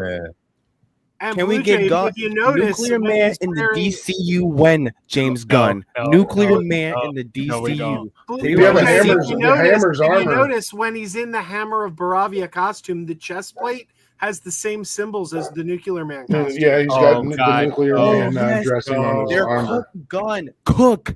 Make No, Nuclear no, Man. Make him the no. Thanos of Chapter 1 Gods and Monsters. Stop! Please. Stop! No! Turn off the stove. Turn off the stove. Stop cooking. Who let I'm, Blue Jay in I'm here? with that only if they bring back Mark Pillow.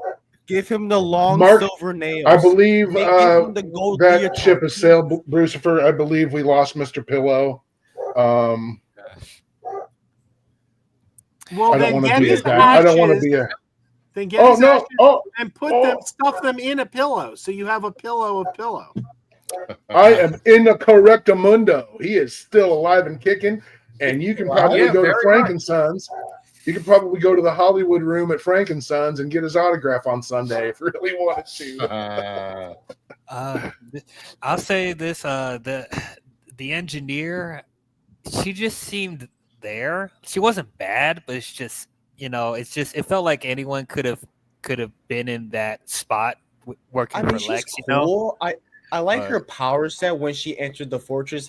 First off, I like how she flips up and just kind of shape changes to a different direction and just to throw whatever piece of nano at Crypto. I think that Oh her my God! powers She are did the- cool.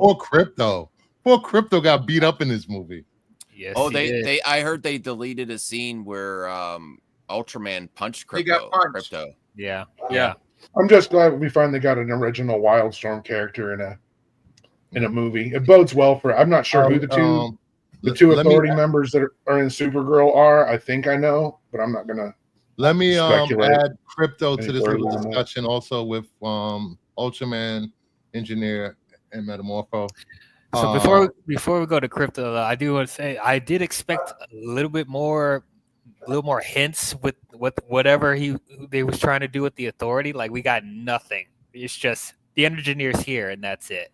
So I don't know if that was always the plan or he wanted to pull back on some of the Authority stuff, because I don't know if he actually has a concrete thing of what he wants, how he wants to approach it. I don't know, but we got a question. But there are for two. Rhea. There are two additional members of the Authority in Supergirl that will be introduced in Supergirl. So he'll have 3 team members okay. next summer. I So feel he think has an approach. The last conversation that takes place with her before it just becomes an all-out brawl and she's left unconscious is Superman trying to appeal to her to stop so they can stop Lex.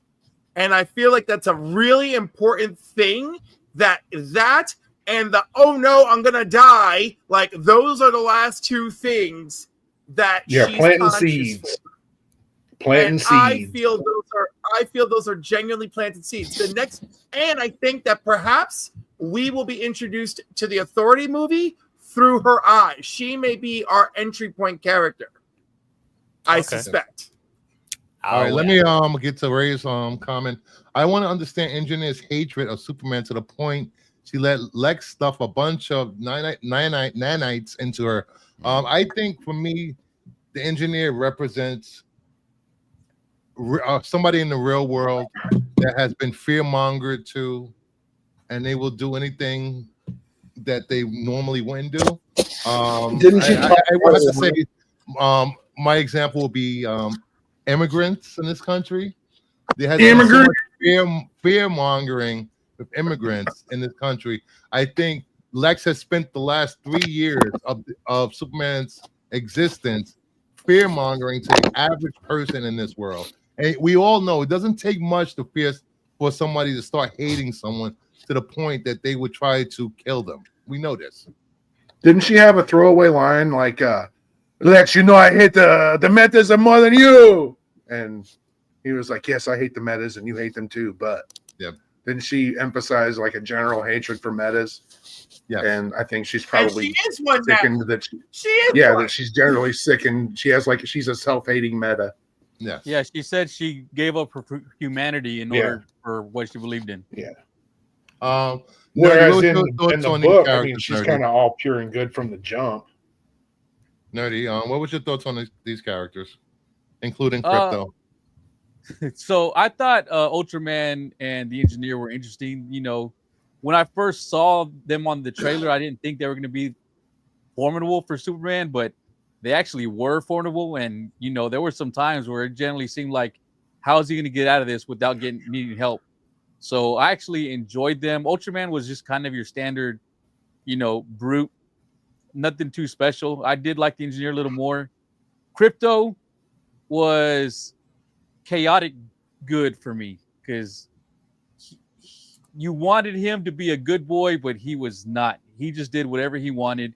He's that dog that we've all known that doesn't listen, just destroys everything, but somehow you love it. And that's how I saw Crypto in this movie. At some point, in every dog I've ever had, at some point, that was that dog. you know? Yeah, I had a dog exactly like that. You know, talking about Ultraman, one of the bits of I find it to be rather disingenuous criticism we hear is people are like, well, we just watched Superman get beat up for 2 hours. We just watched Superman get beat up. And it's like, well, you're leaving out a lot of context there because number one, the opening tells us this is the first time he's ever lost a fight. And then it's a spoiler surprise. So I'm not going to just correct people when they say that because I don't know who's reading it. I don't want to spoil it. But when we find out the identity of Ultraman, it's him. So the first time he lost a fight, it's to himself. So it's like, that's really not a valid criticism. Did you notice that when he peels the mask off that it's literally a mirror image? It's not David Cornsweat's face. It's a mirror image of David Cornsweat's face. I didn't notice. One thing I will say, accurate though, Joe. let me piggyback on Joe's statement. He was fighting himself, but he had a whole tactical team helping him beat Superman. Mm-hmm. Lex spent and I'm guessing that those moves are hard coded. Those moves are hard coded. Somebody's hitting a key in the Lex Core Tower and the Luthor Core Tower, and those moves are being executed. It's not like he's well practiced. He's literally a puppet. Literally a puppet. Don't a lot of writers say that Superman's sometimes hard to get because he's so powerful, and then James Gunn said that he needed an end. Maybe that was his end. Maybe before the 80s he was so powerful, but after Crisis, they really turned down his powers. Byrne stripped him. He had only like the essentials. He could fly. He was super strong. He had heat vision and freeze breath, and that was pretty much it. Oh, and the protective aura. Didn't he have a protective aura around? Yes, his he has a medium low level telekinesis shield around him that he can extend to other things when he touches it. That's why buildings don't crumble, planes don't fall in half. That's why his clothes don't get destroyed by friction, like when he's but the cape. That was Byrne's thing. It was always the cape that was roasted. Everything else was pristine, but his hair was tossed and his cape was in tatters. I'll tell you one other thing. This is a little such a minor thing, but it would have been nice. One little missed opportunity. There's an actor. I'm going to bet right away that Degrassi knows who he is. I don't know about everyone else because this is a deep cut. There's an actor named Aaron Smolinski. Degrassi, you know who Aaron Smolinski is, don't you? Yes, I do. Does anyone else know who Aaron Smolinski is? Aaron Smolinski played Baby Clark in Superman the movie when Jonathan and Martha find him and the truck, is going to collapse and he holds the truck up. That was this young actor. Yeah, I've seen him. and he came back for Superman 3, Superman playing 3, the yeah. boy in the phone booth. And then Zack Snyder brought him back as one of the army soldiers in Man of Steel. So the young kid who played baby Superman in Superman the movie has continuously appeared in these Superman movies over the years. And it would have been nice if they found a role for him in this. I Yeah, will but say they got I did Christopher love. Reeve's son instead. That's true. Yes, I was about to just mention that Christopher Reeve's son was in this. Oh yeah. Also, Raptor number one, because those Lexor suit guys are called Raptors. Raptor number one, who yells at Mr. Terrific and Lois Lane, is voiced by Michael Rosenbaum. Yeah. Smallville's Oh yeah. Yeah. Did anyone One of pick those up on Raptors was supposed to. Luthor was. There's a scene where Luthor's in the cage with Superman, but you don't know it's Luthor. Yep. Until Did anyone pick later. up on Otis's last name? I forgot what it was. Was it a little bitty place? It was Was it Berg. Berg? Otis Berg. It's a little bitty place. Textmarker got her own place. All right, let's Textmarker, the crew from the Daily Planet. Thoughts on that? I'll let you go first, Max, since you just got here. And by the way,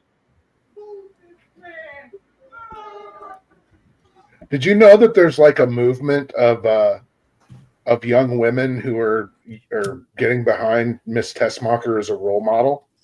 really? What? I kind of like Tessmacher. She's all right. No, I thought She's she was fun. funny.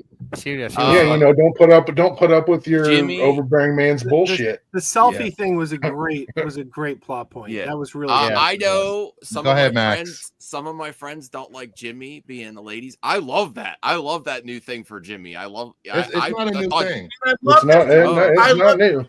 realize it. Okay, so I love Jimmy. Some of the guy from Saturday Night Live was just one note and a joke. It wasn't funny at all. Like when he couldn't find a seat in the plane. I don't remember his name. All the other Daily Planet. Lombard. Steve Lombard. Yeah. He was Perry he was White perfect, Steve Lombard. Okay. Perry White was okay. You asked about all the Daily Planet people, right? Lex Yes. and everyone else in Superman's characters was great. I want to go back and give that's the character I want to focus on the most is Lex the second viewing because I didn't like him that much the first. Not that I hated him, I just was like, okay. But yeah, I still think he's a deranged clone anyway. I don't think that's the real Lex. You know, it's funny you say that. There was just a storyline where Mercy didn't like the way Lex was behaving because he turned over a new leaf. So she released a superpowered clone of Lex to take out Superman. Well, you remember the whole Roger Stern, Lex Luthor Jr. thing? Luthor dies, and then I think we're going to see something like that play out over the course of this part of this thing. Okay. Another thing I wanted Possibly. to cover was Lex killing that guy in front of Superman in Metamorpho. Thoughts on that? I hated that. That thing was tense. I really like that scene. I thought it was But- great. That was fantastic. Yes. Also, that's a James Gunn part. Like you will add like very dark moments in his movies. Like if you think Guardians 3, that the Guardians 3 was pretty dark. And then yes, you know, you add like that's a James Gunn thing. He will add like a lot of dark elements into that to his movies. I mean, that's how that's kind of how every kid's movie used to be. Yeah, You got The tone something- of everything else going on in the like the Pocket universe was really silly, and all of a sudden you have this like really intense like. You thought that was silly? Yeah, that everything else in the Pocket universe was kind of weird, and then different tone, and then you have this scene where he puts Russian roulette. People in cages screaming for freedom. That sounds.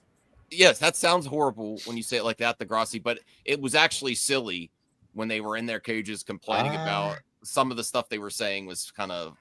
It was. I think that's the point. I think that's kind of the point is that a vapid, selfish piece of shit would probably be more concerned with themselves and getting out than helping other people when that's not that was to contrast everything else happening. Yeah, that Russian roulette scene really solidified Lex as a villain, as a menace, Yeah. as a some men just want to watch the world burn type of thing. That's what I really liked about it. We don't need Lex to be a sympathetic character. We just want him to Yes, be I do. deliciously evil. So maybe you do, Max, but Yeah. I just want to see a deliciously evil villain, and that scene definitely solidified that. My only, I wouldn't even say this is like a problem because I still like the scene. I just wanted them to build that a little bit more. I want them to spend a little bit more time building tension in that scene because it felt like it went by really fast, and then we're on to something else. So I was like, maybe if they just drawn that out a little bit longer, maybe involved a couple of other people in that. And then maybe more that maybe would have been too dark if they involved more people in that. But it's just like it felt like that scene could have been drawn out a little bit longer or placed somewhere a little bit better. Because Max does have a point because there was a couple of things in that pocket dimension that came off a little, I wouldn't say silly, but just like the tone didn't fit into with that Russian roulette scene up to that point, like the tone wasn't fully matching with that, and so when that happened, seeing the people. Remember there was a bunch of monkeys in there, like just That was awesome. We're seeing a bunch of silly over the top, I wouldn't say over the top, but just like kooky weird stuff in the pocket dimension, little stuff like that, and then that really dark Russian roulette scene happens, and I'm like, oh god, wait a minute, and then it doesn't happen very long. It only lasts like 4 minutes, like a 4-minute scene, whatever, and then we're on to something else. I'm like, oh, you don't think that Russian roulette scene actually made the pocket universe more dangerous because he can kill anyone he wants it there and no one would know, or what did Bob the Goon ever do to Joker anyway? Yeah, that's crazy. I'll tell you, I think that scene resonated. That scene cemented. It just cemented. I mean, he was already on his way, but that cemented Nicholas Hoult as like the best screen Lex Luthor we've ever had. Those dime store boom tubes that Luthor stole. Oh yeah, yeah. That's Apocalypse. See, that's the thing is Luthor's got boom tubes. Mr. Terrific has an astro harness. What's going on with all this alien technology just hanging out on this Earth? Darkseid, yay! Aliens exist. Yes. Bruno Mannheim.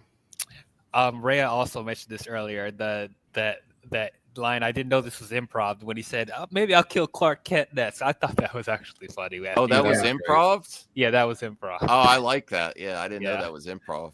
Yeah. So wait, Mr. Handsome, I think everybody thinks Mr. Handsome is a white Martian. I guess we don't really know. We just know he's ask called about the white Martian. Is that like a white Martian or is just an alien? I don't know. I'm going to assume.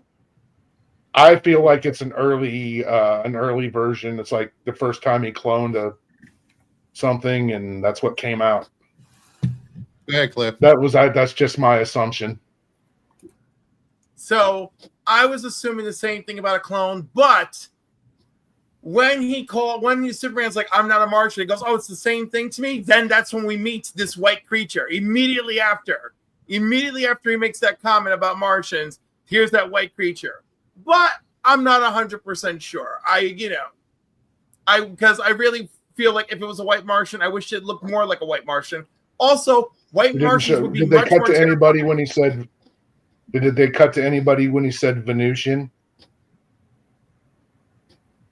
No.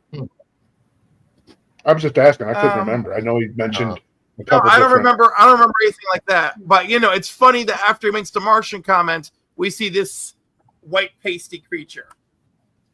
But also that white pasty creature gave me Project Cadmus vibes. Yeah. Martian Man. All right. We talked about positives of the movie. We talked about characters we like. Nerdy Geek, kick off what you did not like in this movie and what more you would like to see going forward. Oh. I really liked the movie. I I guess if there was one thing I didn't like, I would have liked a more. I mean, the Fortress of Solitude was nice, but I was hoping it to be cavernous, like we see where he's got all of his experiments in there and he's got, relics that he's found throughout the ages and everything. I always like that aspect of the Fortress of Solitude. And this one just seemed like it was just a small little, for as big as it was, it just seemed so tiny. Like there was nowhere in there but that one room. Now I'm sure there were others, but it felt like it was just that. Yeah. There's some new doorways there now. Supergirl installed them. Yeah, bitch. Oh, I forgot about that. I'm sorry. Supergirl's cameo, before we get to thoughts of what's wrong with this, I thought she was great. I thought Millie Alcock nailed it. Crypto, you clearly see that Crypto is her dog. And her saying, which is funnier in context now. Which is funnier, like in context, because I saw this film twice. But watching it again, just the fact that it's Carl's dog and just looking at Clark's face throughout the movie, be like, God damn it, I gotta watch this dog once she's out here getting drunk and shit. And it's like he gets so annoyed, just like him, just like Crypto just gnawing at his cape. And it's like no wonder Crypto's acting up because of Supergirl. Or even my favorite line of dialogue is like, I gotta find Crypto. Lois is like, well, it's a dog, yeah, not a very good one, but he's alone and pretty scared. Yeah, my favorite line in the whole movie is, "So is Gary." It has a whole lot of meaning for me and my brothers. Thanks for watching them, bitch. Joe, what do you think of Kara's appearance in this movie? She was fantastic. She was fantastic. I'm so excited for that Supergirl movie now. My daughter and my wife both said that she stole the movie in that one little moment. It was perfect, man. It was perfect. And I think I read the comic Woman of Tomorrow, and it's good. It's good. But I kind of thought this might be a mistake for a second movie. This story on another planet and everything like this might not translate well to the public. But I think James Gunn found the in. Playing up this party girl, Supergirl, and if you make it like a buddy film where with Supergirl bouncing off Lobo, like they have an uneasy partnership, that could really work. They could sell the hell out of that movie. Like, I'm so excited to see it now. Momoa spent approximately 72 hours on that set. It's a glorified cameo. No. Thanks a lot for ruining it, Degrassi. I was I didn't make the movie. I know. I didn't know. Anybody else want to talk on Supergirl's appearance? I didn't watch House of the Dragon, so this is the first. No, you already know I haven't finished Game of Thrones. I know. That's another thing. But so this is my first exposure to Millie Alcock, and she looks like she's going to be really good. I cannot wait for her film. I cannot wait for it to come out so people could actually see what a real Supergirl is and wipe the slate clean from that old Supergirl movie we had. And it's not horrible. And you mean the movie where she kissed herself in the mirror? That and the although her name is Supergirl, and we do have to emphasize that she is indeed a woman, because there's going to be a lot of people that are going to get really weird about this shit the closer that we get to this movie. Really? So, yeah. There's a great line in Woman of Tomorrow. There's a great line in Woman of Tomorrow where she's talking to the young girl who she's trying to help and maybe helping seek revenge for. And she says, "Tell me about you. Tell me about your world." And she goes, "Well, I was just a girl." And then we cut into the story, but it's the fact that in her mind, it's so solidified. I was just a girl. So she could be 18, 19, or 20, but she's still just a girl because like Krypton is yesterday to her, and like it's just part of her trauma. And I thought that's such a great line. And so when people, I know that the further that the movie got into production, the less it became the less that graphic novel meant to what they were doing with this movie. As it moved along, it became more of its own thing. With the basic, the bones of the story are still there. But like I said, Pink Mist, if you know what Pink Mist is, it's going to be a hard PG-13. Yeah, I looked hopefully it it'll up. be so much I'll look different it from that CW stuff too. All right, Max. Okay. What you What's think Pink of Mist, Blue Jay? cameo, Max? I really like no. Millie Alcock from Game of Thrones. She looked great. I didn't necessarily like the bye bitch type thing, drunk, but I understand that I haven't read the comics, and the Woman of Tomorrow that everyone raves about, you know, that fits her personality. I'm still. It does not. Huh? It does doesn't? not. This is Oh, it not. doesn't? This is not the Kara. No, that's why when I forgot who was even talking. I'm sorry. But when you said that James Gunn has found his end, right? This Kara makes that the bones of that story make more interesting because we have this flawed Kara who probably is still ripe with trauma, right? When we enter it. Yes, and so I think maybe that's going to be more interesting. Thanks, Cliff. That's me talking, Max here. Oh, okay. But Hi. no, I'm just saying who you was talking. I wasn't. Yes. So thanks for that clarification, Cliff. So dealing with the trauma of what happens to Woman Tomorrow, I could see that she could be like overindulging in alcohol or whatever, and she goes to a different planet because a different sun gets intoxicated, right, or something. Yes. I don't hate anyone, Right. but I'm open to it. It wasn't what I was expecting the first image to be, but I I'm did glad you- like that it's her dog, you know, too. You know. I'm glad you brought that up, Max, about the red sun and her being able to consume alcohol and get drunk. She's not flying into red solar systems, guys. She's on a ship. She's on a spaceship. So she goes to a spaceship to get to other planet, other solar systems with a red sun. She's not flying. She's not going to suffocate. That's it. Okay. There we go. I love that. Occam's I love razor, that. y'all. Occam's razor. It even applies to comic books. Can I Yeah. say Yeah, something Josh. too? I like No. the cameo. I mean, we did touch upon it earlier, but I did like the cameo. I just like. I think first time watching, I find it funny that Crypto is Kara's dog because I was wondering, like, so 3 years as Superman, how is he able to? I was thinking, like, before watching, like, how is he able to even get watch this dog like super dog around? I was thinking, like, how is Pa and Ma and Pa can watch a super dog? Now in context makes perfect sense now because there's no way to even get this dog to calm the F down. Nope.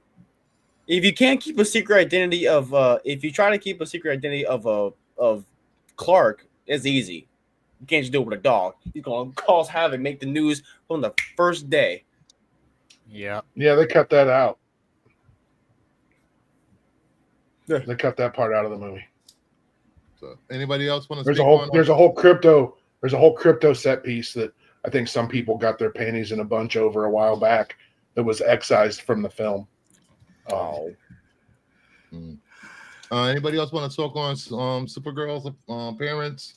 Her influence on minors or anything God. about this movie having too much cursing or I will say I wish they had given her pants instead of a skirt, especially Oh God. we recently saw some people going nuts about accidentally seeing up Lois Lane's skirt.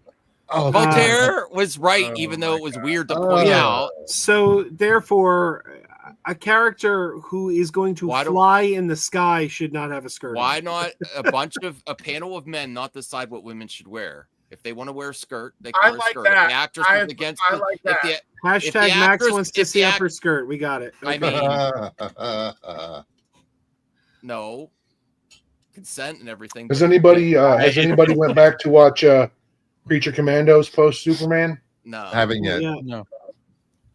I recommend it before Peacemaker starts. Ooh.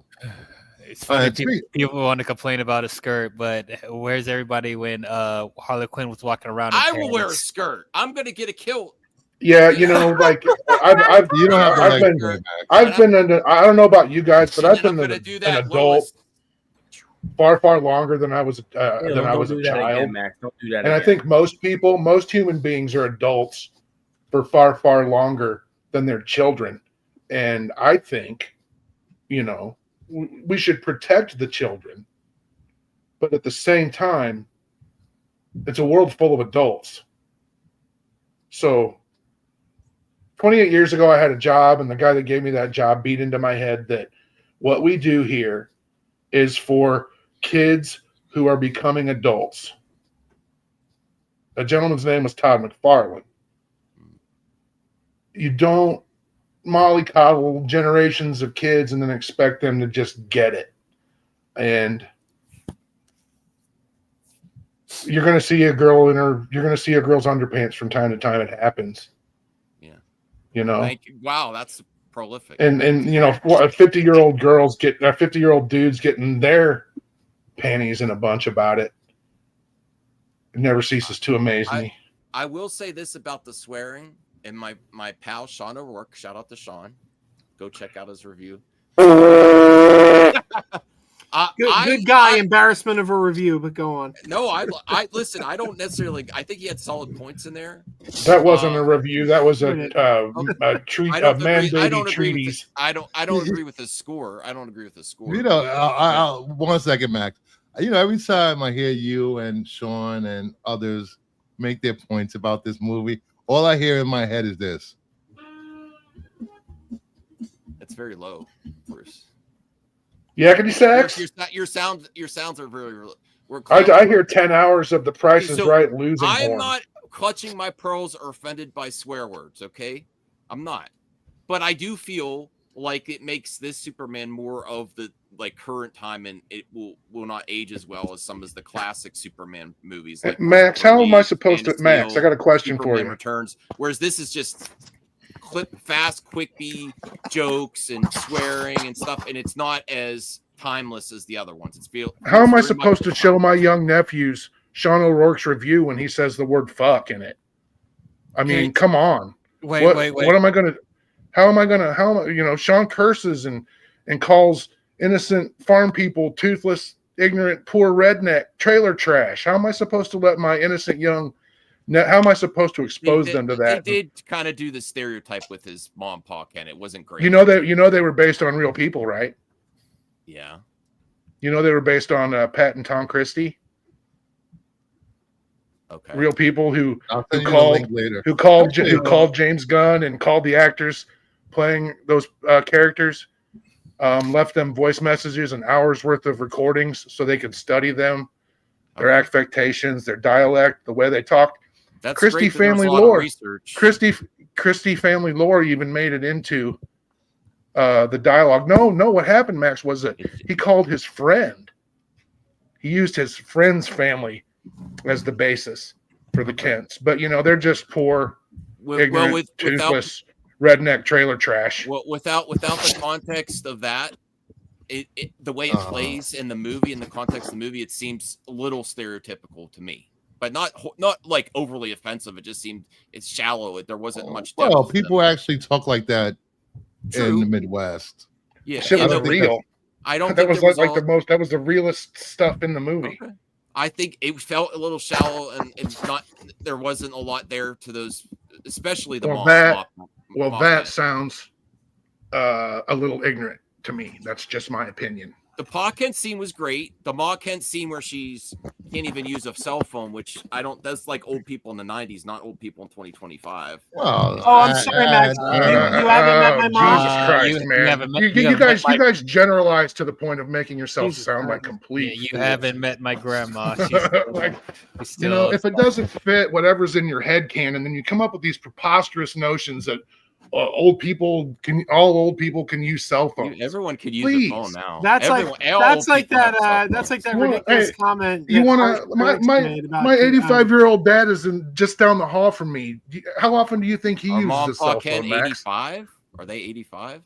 My dad has never used a cell phone, Max. No, I'm saying, is Mom and Pa Kent supposed to be like 85? No, but when my dad was 65, he didn't use a cell phone either. Okay, I think it's these preposterous fucking arguments that you guys make never cease to fucking amaze me. If I can, Think It's not legit. ruining. It's not ruining my Is day, Max the- Degrassi. It's is not ruining Max my the day. Not ruining guy my that day gave the either, but it movie- does Hold make on, the hold people on, that hold say it on, one look at a like time. colossal One at a pieces of time, shit. please. Go ahead, Cliff. Is Max the guy that gave the movie a 6? Yes. Oh, God help you! You opened up Satan's asshole. Good luck with you. So look, I don't want to go embarrassing. anywhere near Satan's ass. Can I? Thank you. Can I well, comment you on brought the- it. You brought it. You're like, this movie's a 6. Let's give some of the viewers context. Max and Degrassi, they do this all the time. Go back I and like forth. There's nothing Degrassi. personal. It's just nothing them being personal. them. I just think he's full of shit. That's all. That's cool. That's great. I don't, and I don't. I'm not listening to your opinion of me. I think it didn't really. Okay. That's Well, the least of listen, the problems I gotta of the say, movie I for me. have- That's the least of the problems of the movie. I have someone very similar to Max who has a very limited view on everything, and like, and you know, so like, I like you it, know, Cliff. like Thank you. I know what it's like. Come on, like, Max. I This know isn't what a Are hug you calling box me a now. I thought you didn't like the hug boxes. Now I'm not. No, playing along. I can take it. I'm Okay, fine. you didn't like them is one thing, but then to say I said I'm going. Yeah, to no, go you see didn't. You didn't say it, but Yano Dork said it. I apologize. I like for that name. bringing That's a up good the name. I Yano Rourke? What the Yawn hell? Yawn O'Dork. I love it. Listen, Okay. I'm glad everyone here loves the All movie, right. and I'm going to give it a second shot. Can we not talk about people that are not in the panel, That's true. please? That's I, my you know, I Can we cannot not? like the. I thought this Firmly You can't grasp deny it. that's funny. You can't deny that's funny. All right, I thought hold this on, shit hold would be on. over. Hold But on. when the Bruce, grift, you can't when play the grift innocent had ended, when you invite all this. yeah. Hold on one You know, second. My good Eventually, friend Matt eventually, is in- the hold the- on, this, hold on. this wheel will stop running. 1 second. My good buddy Matt is in the chat. I'm from Kentucky. We do kind of talk with a twang. Okay. So this is Okay. real. People can relate to that. The way they talk. It's not just us guys from the big city, Max, that have a problem. You know, we shouldn't have a problem with the way people talk. Doesn't make them Yeah, unintelligent. man. I'm not telling you that you can't have any water ice. Am I, Max? I didn't go as far. as we're what gonna other go to people- the Wawa, get some I water didn't ice. go as, To be you're- fair, I didn't go as far that's as more that. my side of the state, Degrassi. Yeah, but I like you, Joe. Oh. All right, let's I'm team get Water let's- Ice and John and all that shit. Oh yeah, movie John. Let's get some movie John. Movie John. God. All right, let's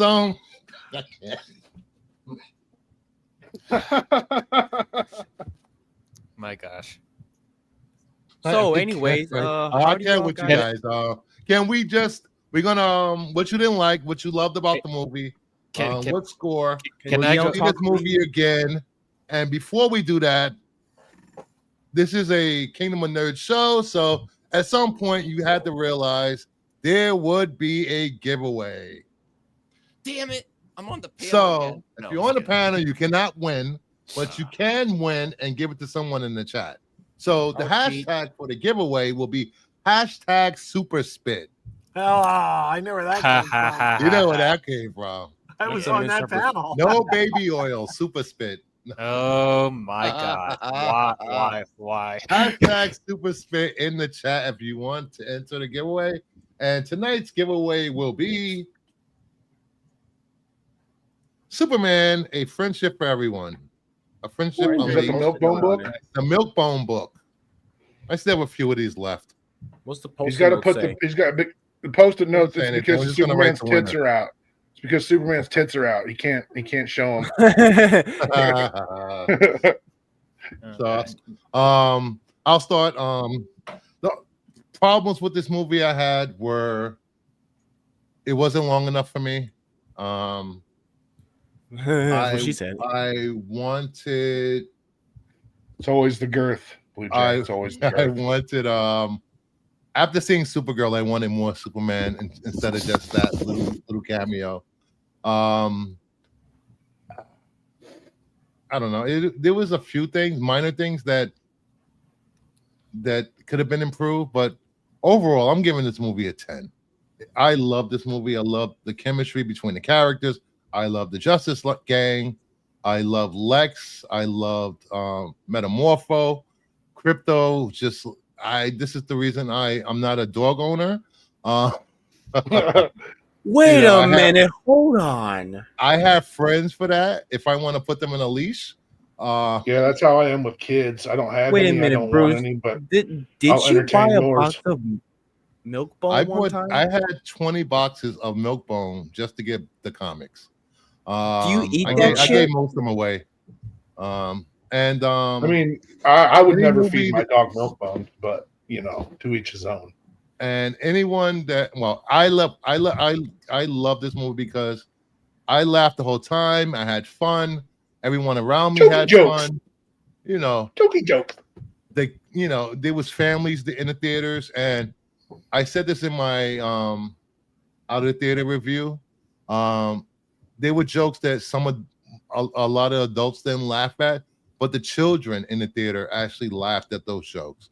So there's hope yet for kids to get into comic books. That's my hope. And I left this movie theater smiling. It's been a shitty year for me, personal wise, and it was nice to just have fun for 2 hours and not think of anything, eat popcorn, and make fun of people that didn't like this movie, Matt.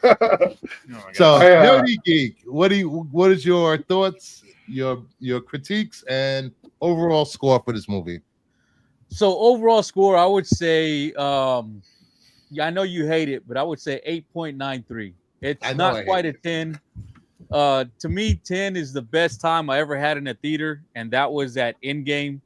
But of course, that was something that was built up to. But this was pretty close. I mean, I enjoyed it. I went in with some trepidations about, like I said, Corn Sweat, how he was going to do. I believed in Nicholas Hoult, but I believed in Eisenberg too, and Eisenberg let me down. I enjoyed it. I loved it. I've seen it twice.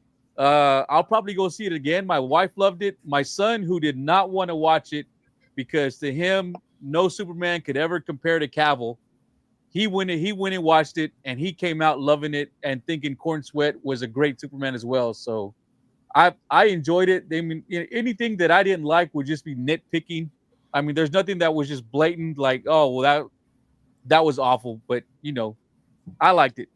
And before I go on to Max after this, Nerdy, and you have not been a Superman reader or a follower of Superman. No, I haven't. No, I haven't. I was Yeah. I was watching Christopher Reeve Superman when I was 4 or 5. So yeah. No, I'm talking about reading comics, Superman comics. I read Superman Batman, that series back in 2004. Okay. Yep. Thank you. Max and All-Star Superman. Oh God. Oh, I just meant I could nitpick I didn't mean I needed to go next. But Can I go next? Because I gotta go to sleep. All right, go ahead, DL. Old man DL gotta go to sleep because he's old. Yep, I gotta work and And all I have to say to DL is, What did you do? What did you do? What did you do? What do you mean? What did I do? that you got to go to bed early. Yeah, Sound because like you're in trouble. Go ahead. No, I gotta work. Man, yeah, Work yeah, stuff. and fiance's waiting for me. But anyway, oh boy. but anyway, I'm gonna be short and precise. Probably the only two actual issues that I had with it was yeah, I agree that the movie could have been longer. I could have had another at least another 15-20 minutes just to flesh out some stuff with characters. Probably have a little more time with the Daily Planet and the Clark Kent stuff, because I felt like that stuff I really liked, but it didn't have a lot of time with them at the planet and stuff like that. Also, I do feel like there are some minor tonal issues here and there. Minor tonal issues, because I feel like James Gunn had a better way of flowing the different tones together in previous movies, but there's a couple of parts where it's like we were talking about earlier with the Lex Russian roulette thing. There was jarring, it'll go from being whimsical stuff to being this really serious scene, and then joke after that. So it's like he could have handled it a little bit better, but it wasn't enough to be like, oh, it felt out of place.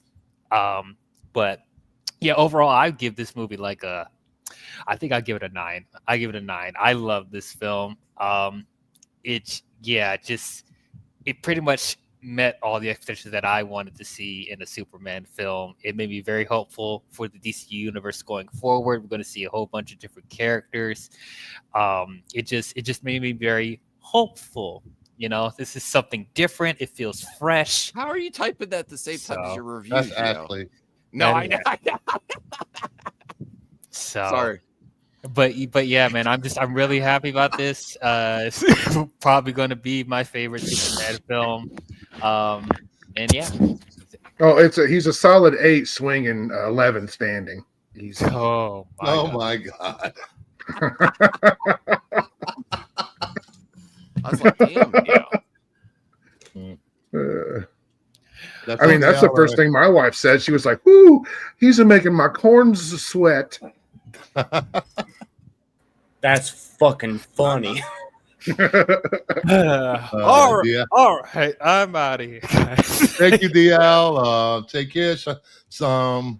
Subscribe to IMDL. He has great content over there. Great reviews. Questionable taste in movies, but a good channel overall. Can I say my? I think the reason my wife likes him so much is because she's still got a lady boner for Brendan Fraser. He was almost Superman in the 90s, I've heard. Yeah. Considering. Hey, can I say my thoughts before I Go leave ahead, this DL. one? Just call me DL. I mean, Blue Jay. Oops. Yeah, it's because you're both black, Blue Jay. Racism. My God, they pulled that card. And you're black as well. That's even worse. I've been told my black card was taken away. Oh. Okay. Brucifer, you're black. I gotta go. I'm kidding. I've been told that I'm the blackest guy that Dave Perillo knows. Is he saying you naked? I don't know. No, I'm just kidding. I'm kidding. I've been told I'm Joe, you sent me a picture with you and the guys in that mall. You are the whitest guy I know. I've been told I'm the blondest and bluest Jew anyone's ever seen. But anyway, go ahead, Blue Jay. Well, the only critique I have is that I think when the second trailer dropped, I love that trailer. It looked very overstuffed because I fear because you got the kaiju, you got Justice Gang, you got the Pocket Universe, Metamorpho, Baby Joey. Apparently, is like there was so much stuff that's going on in this movie, and I fear it's going to be overstuffed. It still is in this movie, but upon watching it, like the Hammer of Baravia, like that giant robot thing, that's actually Ultraman. Okay, that makes sense. And like it's starting to make sense watching it. Like I saw it twice. It started to make sense. And I still think is a lot of stuff going on, like the Justice Gang. Like Hawk Girl and Guy Gardner, they got the screen time that they deserve, but it's they're clearly just setups for stuff in the future. But that's you guys kind know of like, but with the concept of passively consuming something over actively consuming it, and how we've kind of been conditioned to passively consume media through second screen viewing. Yep. And that things that challenge us to pay attention and require us not to be on another screen while we're watching it only feel overstuffed and fast paced because of that. Yeah. Because our attention spans have just been diluted to such a point, and like our neuroplasticity is gone. The human mind has no capacity for neuroplasticity and thinking anymore. So a lot of the criticisms that I see are just like are kind of generational, I think. It was overstuffed though. It might have worked for you there's a lot going on here. It wasn't overstuffed for me. There's Life a is lot of overstuffed. characters, a lot of. I didn't have my phone on once during it. You know, I tried to get. Well, getting All back right, to my let Blue point Jay is finish, that please, so you can get oh out no, of here. just getting back to my point. I didn't it didn't feel as bloated as I feared it would be, because it's a lot of it starts from like the way that the scenes are flowing together. Okay, it made sense. Even though they just throw you at this moment, everything just starts to like unfold pretty clearly, but it does feel pretty bloated in some parts. So I think that's the only critique I have. I have nothing else. This movie's great. I would give it a 9, like DL. Like this, like I feel like James Gunn doesn't miss. James Gunn doesn't miss to me. Like he really don't. 11 of 10, no notes. Oh, maybe one note more. 11 out of 10. This is the perfect movie. I would It was shit just- on you I- if you shit on this movie. I just kind of like I was sitting there and I was opening my eyes and I was watching it and I'm like, the deeper I got into it, I'm like, yeah, this is an indictment of this genre. What does anybody say after this? If anybody's actually trying to say something with these movies, what does anybody say after this? What's there to say? It kind of makes everything moot after this. Whether it's DC, Marvel, who the fuck ever. It doesn't matter. Yeah, man, that was just a good goddamn movie. I don't know what to nitpick something to the point of convincing myself I didn't like it seems self-defeating. Right. I don't know. I guess it's just as a lifelong Superman fan, a reader, since I could read, I've been reading Superman comics since we had a television, a black and white television. I was watching even Super Friends in black and white, and it just fit. It was much like the animated series was a perfectly crystalline encapsulation of everything that makes this character in his world appeal to me. It was that good. I'm not going to call it a masterpiece. I don't think any superhero movie is a masterpiece. Not even Black Panther. That's This a is joke. way better than Black Panther. Oh God, yeah, Black Panther is a good movie. Don't get me wrong, but it did not deserve any Oscar nominations beyond the technical, and even then is a stretch. I understand. thought so too. I understand its cultural significance. I understand everything about it except it getting Oscar nominations. I've actually come Because to the this- conclusion that I'm not a Ryan Coogler fan. Yeah, I mean, yeah, I get it. I get it. thought it was a phenomenal film about right to power, but I don't have the energy for anything. I have no more energy. I have to say goodnight. Cliff. 10 out of 10. No notes. I've been reading Superman for 40 years. Loved it twice. Fucking great. Awesome. Gave me the Superman I wanted. Lois I wanted. Lex I wanted. Crypto was fun. Had a great time. Everybody, have a good night. Love your comments. Cliff. See you, Cliff. And subscribe to Cliff on Comics, guys. Great channel, great Yep, reviews. I'm heading out as well. So 9 out of 10. Later, Superman's Blue great. Jay. Can't wait for Peace, DC. Blue Jay. Can't wait for universe. James Gunn, we trust. He never misses. Can't wait for Supergirl and tear Max up a new one. No, Does everyone James wants to Gunn leave. does James Gunn even have an executive producer credit on Supergirl? Is he anything on that movie but the studio head who greenlit it? I will say this: Craig Gillespie, who's directing Supergirl, he's made some great movies. Yeah, it's my Uh, understanding that James Gunn did not have anything to do with this movie except But- he is the studio head who Here's greenlit the, it. here's the thing, though. Craig Gillespie's made some great movies, but he also made Lars and the Real Girl. So You don't he does, like have, that? a ble- he Girl? does have a blemish on his resume. But anyway, All right. Do I want Joe to go next or Max? Oh, I'm ready to go. Go ahead, Joe. And besides, I do have to go pee Tinkles. Oh, But that 2 out I, of 10, man. I give this a 5 stars. 5 stars. 5 out of 10. For a close, as close to perfect as you could possibly get. If I have one criticism, and it is a minor one, It maybe could have been just a tiny bit longer to let some of the moments breathe a little. No more than 10 minutes, because one of the great strengths of this movie is its runtime. We've had so many bloated movies lately that just go for too long, and this was so refreshing how the pace was really, really good. So it's like I might add like 10 minutes, but no more than 10 minutes, just to kind of maybe let a couple scenes breathe. That is my only complaint. This gave me everything I could have possibly wanted. It gave me things I didn't know I wanted. In the 80s growing up, I've always loved DC Comics. DC Comics is like my first love. And I would sit reading Justice League International in like grade school and high school.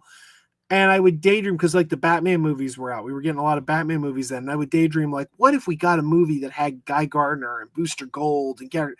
And I always thought that's a pipe dream. It's never going to happen. It's never going to happen. They're just going to make Superman and Batman movies, and that they're not going to go with these B-list characters. And then you get a movie like this that feels directly inspired by those Justice League International comics. It's just so it's if it's not perfect, it's so damn close. I haven't enjoyed a superhero movie this much since The Flash 2 years ago. I'd put it in the same category as The Flash. Absolutely. Not the way you're putting it, though. Well, then you're being dishonest because you loved The Flash. I was there. I had fun with The Flash. I was there. You gave that a glowing review, and then you changed your review a couple years later. You love The Flash. I was happy to meet up with you, Bruce, Joe, another friend, and Rhea, and go to a theater, one of the best theaters I've ever been to. The first time I met some of you in real life. And then Joe won't let me come back. No, I was kidding. Well, I'm going to be visiting you soon, Joe. Is it my turn? Can I go? Sure, go ahead. Okay. My expectations may have been too high. I, like a lot of people that are critical of that go overboard about previous versions of DC, like move on. Hold on 1 second, Max. Yeah. We have somebody else beaming into the show. RJ? Okay. I thought it was gonna be Howdy, what's up? I thought it was gonna be Sean. Do you have a theme music? No, I don't have the RJ song. I can sing it. Go ahead, sing it. It's RJ. It's RJ. It's RJ. Go ahead, Max. All right. So I wanted to like this a lot more. I am ready to move on because I'm not gonna crap on anyone else thinking things gonna happen. It just ultimately, when you got to the salary of Corn Sweat, $750K, I was like, "There's no way they could have that." We already kind of knew that Warner Brothers didn't have the money to bring everything back. And it's almost like we've been saying this. I know that, RJ, but to get the facts, yes, Degrassi, groan if you want. I'm saying I already knew this too, but to get it that concrete in print, like all the salaries, like there's just no way. But I didn't love the movie. I love Superman. I love Corn Sweat. This could have been my favorite Superman and Lois. And then the middle of the movie and the rest of the movie goes on. I really like the start. I really like the interview.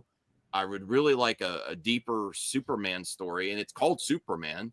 And I know people are like, well, Superman's in it, it's still a story. Yes, but there's a lot of other characters that the focus shifts to for them saving Superman.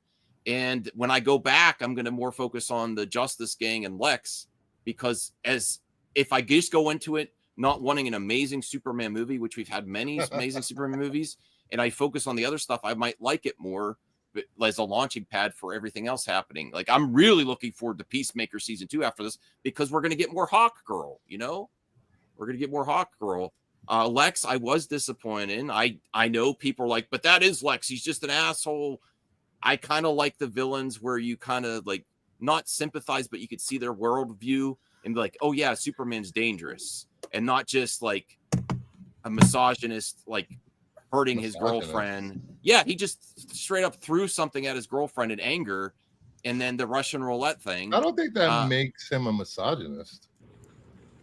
Well, okay. Because he treats everyone like that, because he treated his just violent, office staff like that, by dropping the pencils on the floor. We got a super chat. Hold on 1 second. Blue Jay 199. I'm a punk rocker. Yes, I am. Yeah. Go ahead. And then I think I did feel like it was. I do feel that the reports were accurate. There was a longer cut, things were timed differently. And what RJ said is it was supposed to be a day of the week. Each thing. It felt That was the very initial idea. Literally, you know how the text at the beginning of the movie was? Yeah. Yeah, they just literally a little blurb goes across the screen that tells you what day it is. That's it. No, I understand, Degrassi. I'm just saying the pacing felt very rushed for me, and sequences didn't have. It would have enough been time the to exact breathe. same pace, though. It was going to be.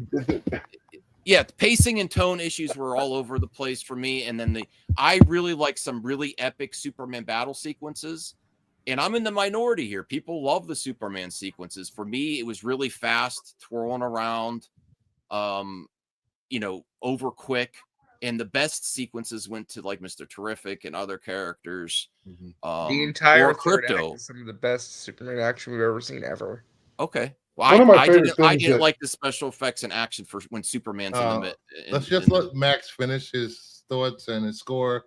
Yeah, and but then I we'll- want to give it a second shot. I want to like it more. I'm hoping if I see it again, maybe I'm going to do a second view review for movies that I really think deserve a second viewing. I'm hoping it'll get to a 7.5 out of 10, maybe. Now that my expectations are gone, that's why I like the second view the most. Is your expectations are gone of what you think it's I going to got be. a question for everybody. Max has given us an answer. How often have you guys go back to a movie that you've seen that you didn't like and have found a renewed love or appreciation for it? Never. I have a bunch. Suicide Squad was one of them. James. I mean, I'm not just saying this to be oppositional. If I don't like a movie the first time I watch it, I'm not going to give it another chance. Unless it's really bad. Yeah. It's very rare. It's happened to me a couple of times. One of the more prominent ones I can remember is Batman versus Superman. The theatrical version versus the Ultimate Edition was one. Where it's like, oh, you got to get like a full picture of the story and a better idea of like what the intention was. Oh, there's two big ones that recently for me in the last for superhero movies. The one that I did not like was Wakanda Forever, and now I love it. After I watched it at home, I gave it a second viewing, and then the other movie one was is unwatchable as far as I'm concerned. Wakanda Forever. Yeah, they shouldn't have made it. Well, okay, I enjoyed it a lot, and then the Suicide Squad. I think the other thing that helped me like the Suicide Squad more was watching Peacemaker and then watching Suicide Squad again. Now I love it. So corporate chill. And it was because RJ said give peace a chance. I don't like being labeled a hater. I want to like things. People are different. I will say this, Max. I think a lot of people are shocked by your heel turn, and I think that's just you being you. And people aren't used to it yet. Yeah, I know I've been around Max a lot off streams, and up until now he worried about people's feelings and he wanted to keep friends, but that way doesn't work for the internet. If you're trying to build a brand, you have to be totally honest all the time and believe what you say and do the things you say you are. So right, I could see where Max is coming from. We're not here to shit on Max. I'll do that when he's not here. No, I'm just kidding. I'm kidding. Go ahead, Max. No, I appreciate you saying that. That's honestly what I've been feeling a lot lately. Is I really do kind of censor myself on live streams because I don't want to offend people that really like it. And I ultimately people that love. I'm very happy people love this movie.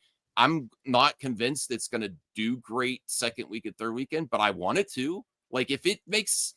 Especially since I don't want to pay Sean O'Rourke money. I'm going to owe him money if it. Well, you don't. By the way, it's had the best Monday and Tuesday. That's great. I was shocked by that. Okay, so that's great. Yeah, I was shocked by that too. I didn't think it would reach 13 million today. I'm not shocked at all. Neither and am I. 15 honestly. million tomorrow is crazy on Tuesday. And I wouldn't go see it a second time. I'm probably going to try to see it Thursday because my wife is going to do something with her friends convention. And then when it has like a 20 25% drop on its second weekend. Again, I'm just speculating. Mhm.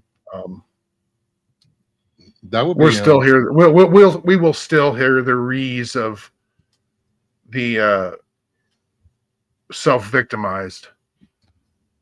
I don't think anyone's scared by this box office yet, but it has some signs of life. The Monday, Tuesday. I don't know. I know a couple people that are real scared. They make it a point every time they open their mouth to tell everyone they're not going to go see it. Okay. But they're super interested about it, so much that every question they ask is, Well, what did about they this go to- part? What about this part? Just go see the fucking movie, dude. I'm Hashtag. done. I'm done. I seriously, people just like, oh, you say you like the movie, you're that's virtue allowed. signaling. You know, you say you don't like the movie that you haven't seen, and is that not virtue signaling? I'm not going to go see this movie. I will say this. reasons. I will say this.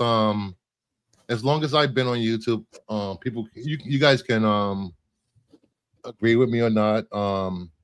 I've never constantly talked bad about something I didn't want to watch or I wasn't interested in or I didn't like. I find being on YouTube, I find that whole thing weird because in real life, people don't do that. People don't go out of their way to talk about. I gotta go spend something. $17 to see this movie so I can shit on it for clicks. The fuck out of here.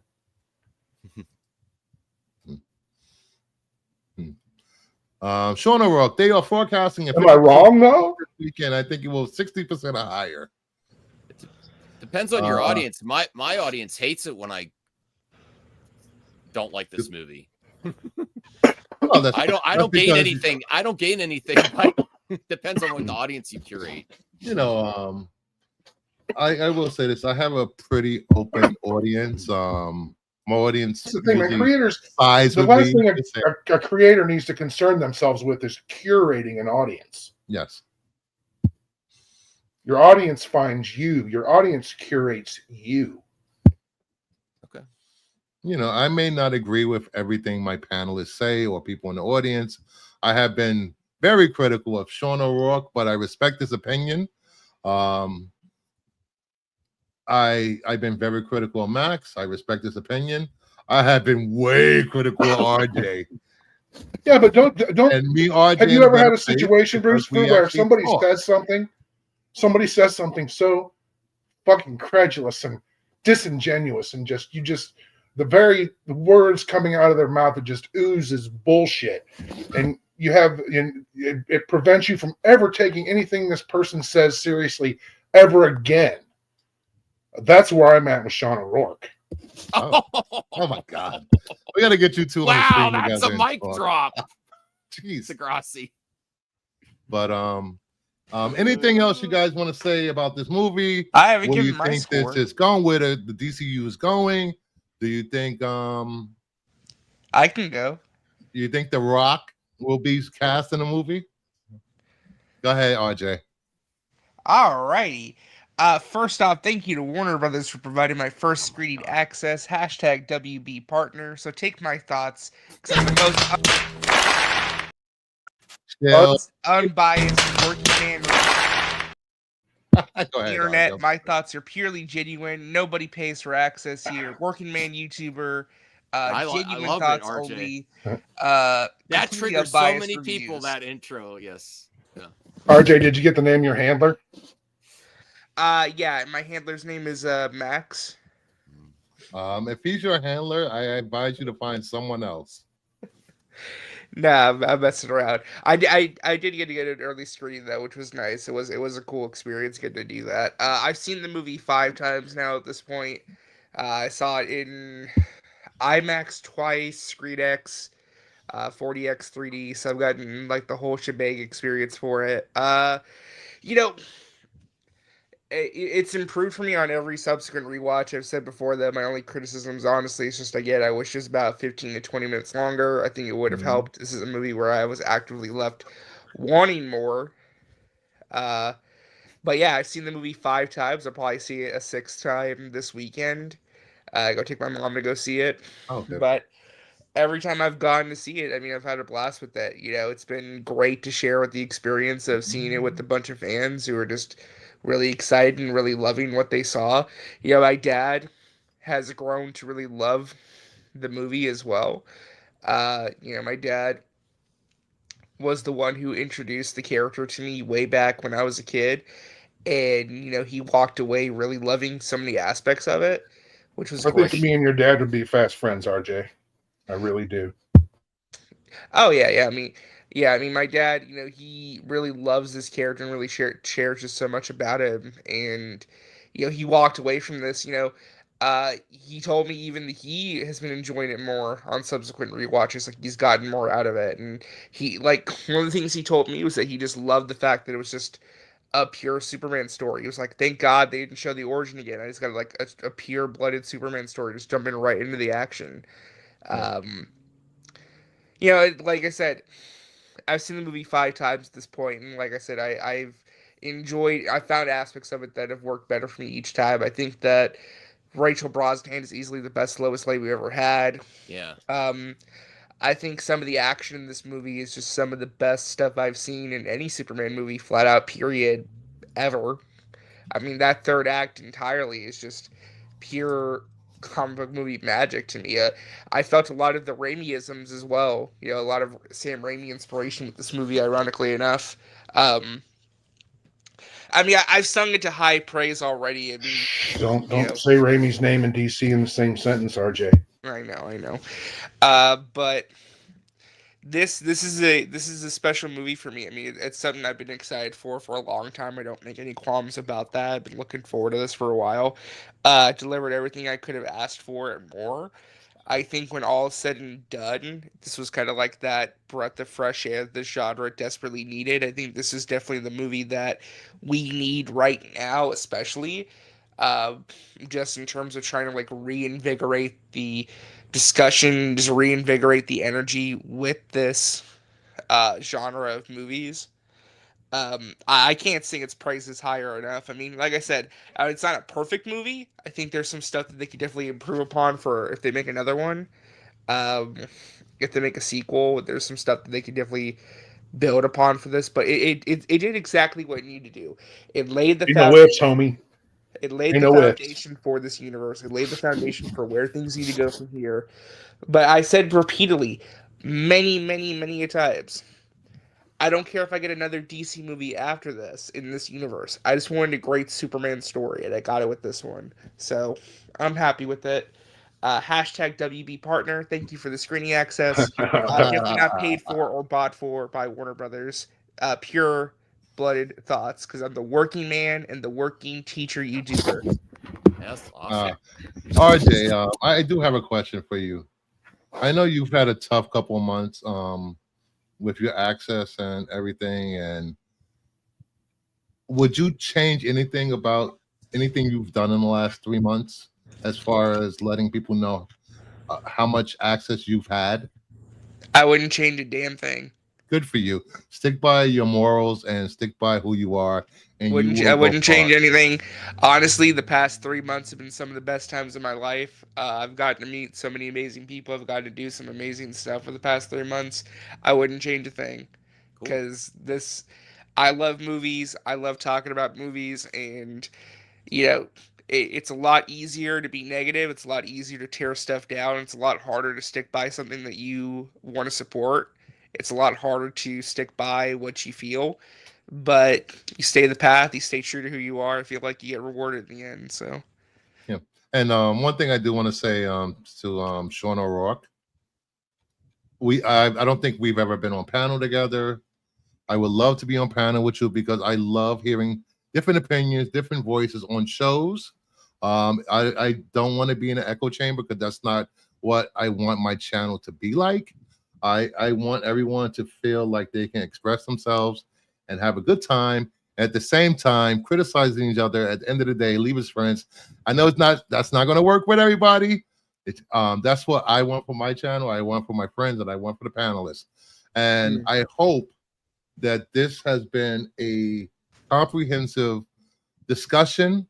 Everyone's views were respected. Nobody dog piled on Max like I feel Voltaire really wants everyone to do. Rossi. I feel really Hashtag lucky. Voltaire holds on Max's balls. Real quick though, before we end the show, ahead.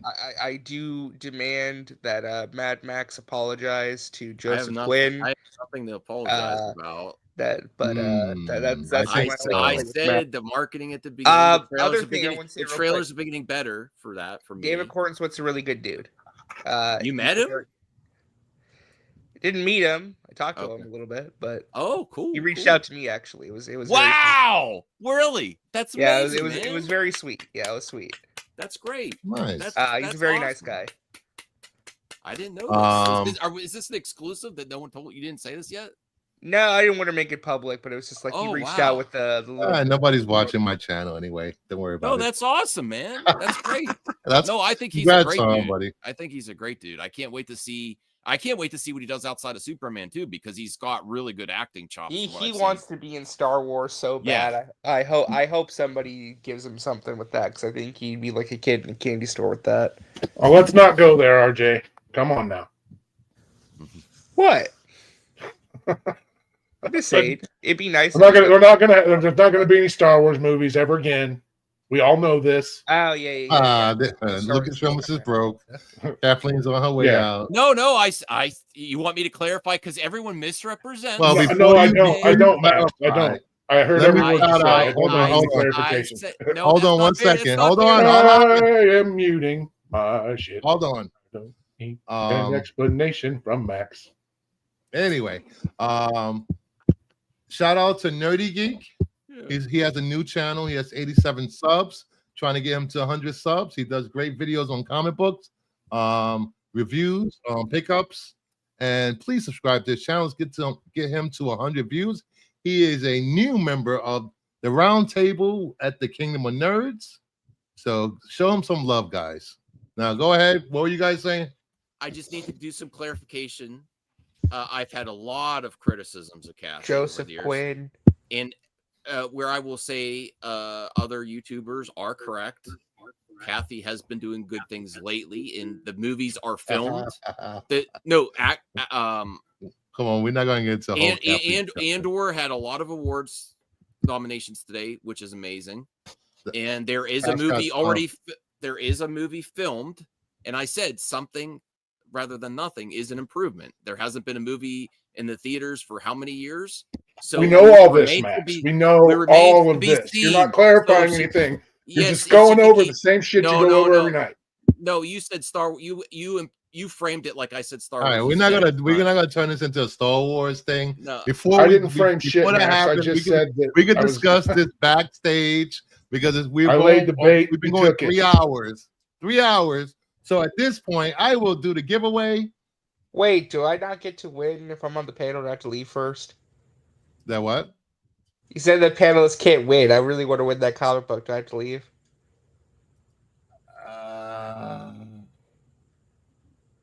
I don't know. Go ahead. I'll give you a pass. Okay. Ahead, Okay. I'll say that. Get out of here. Go on the panel. Go on the audience. All right. All right. So let's give. We have 15 people in the giveaway. We have 32 people watching. 27 people watching. Only 15 entered. Hashtag super spit. All right, and that is for the Milkbone comic, A Friendship Unleashed #1. Doggy want a Milkbone? So with that, the winner of tonight's giveaway is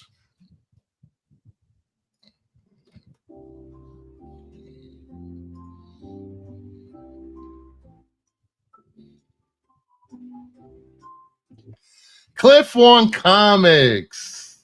Which means Hoorah! He told me before he Congratulations. left, he said, give the if he won, give it to Matt, Heroes from Hire Comic Club.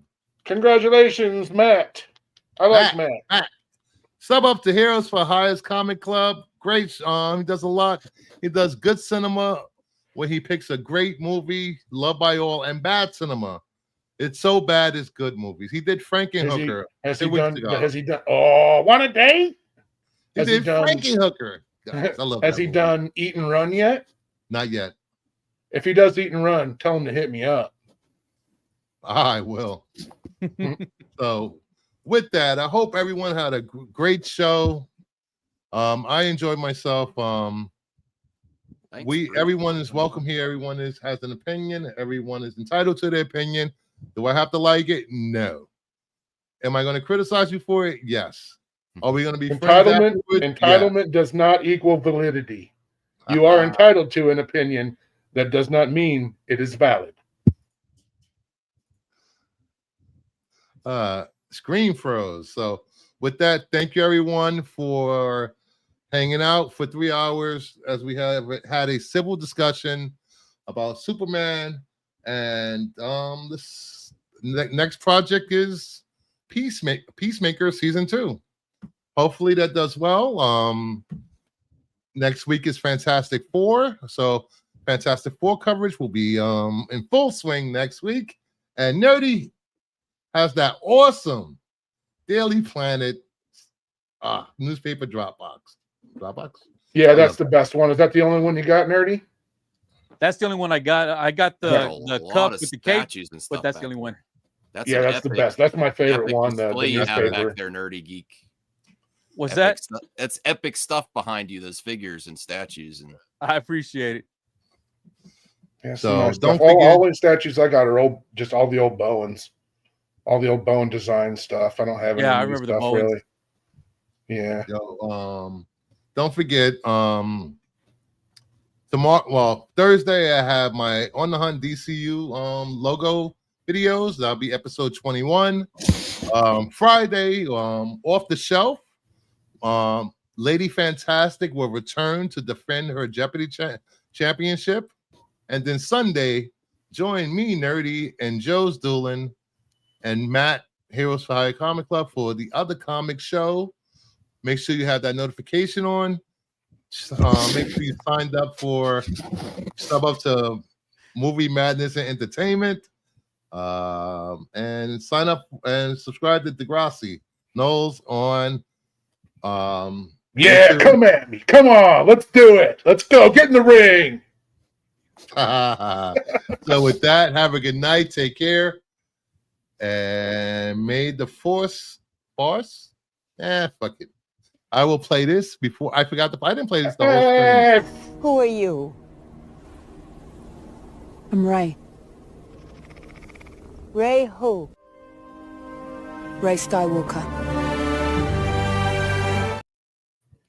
Thank you, Kathleen Kennedy.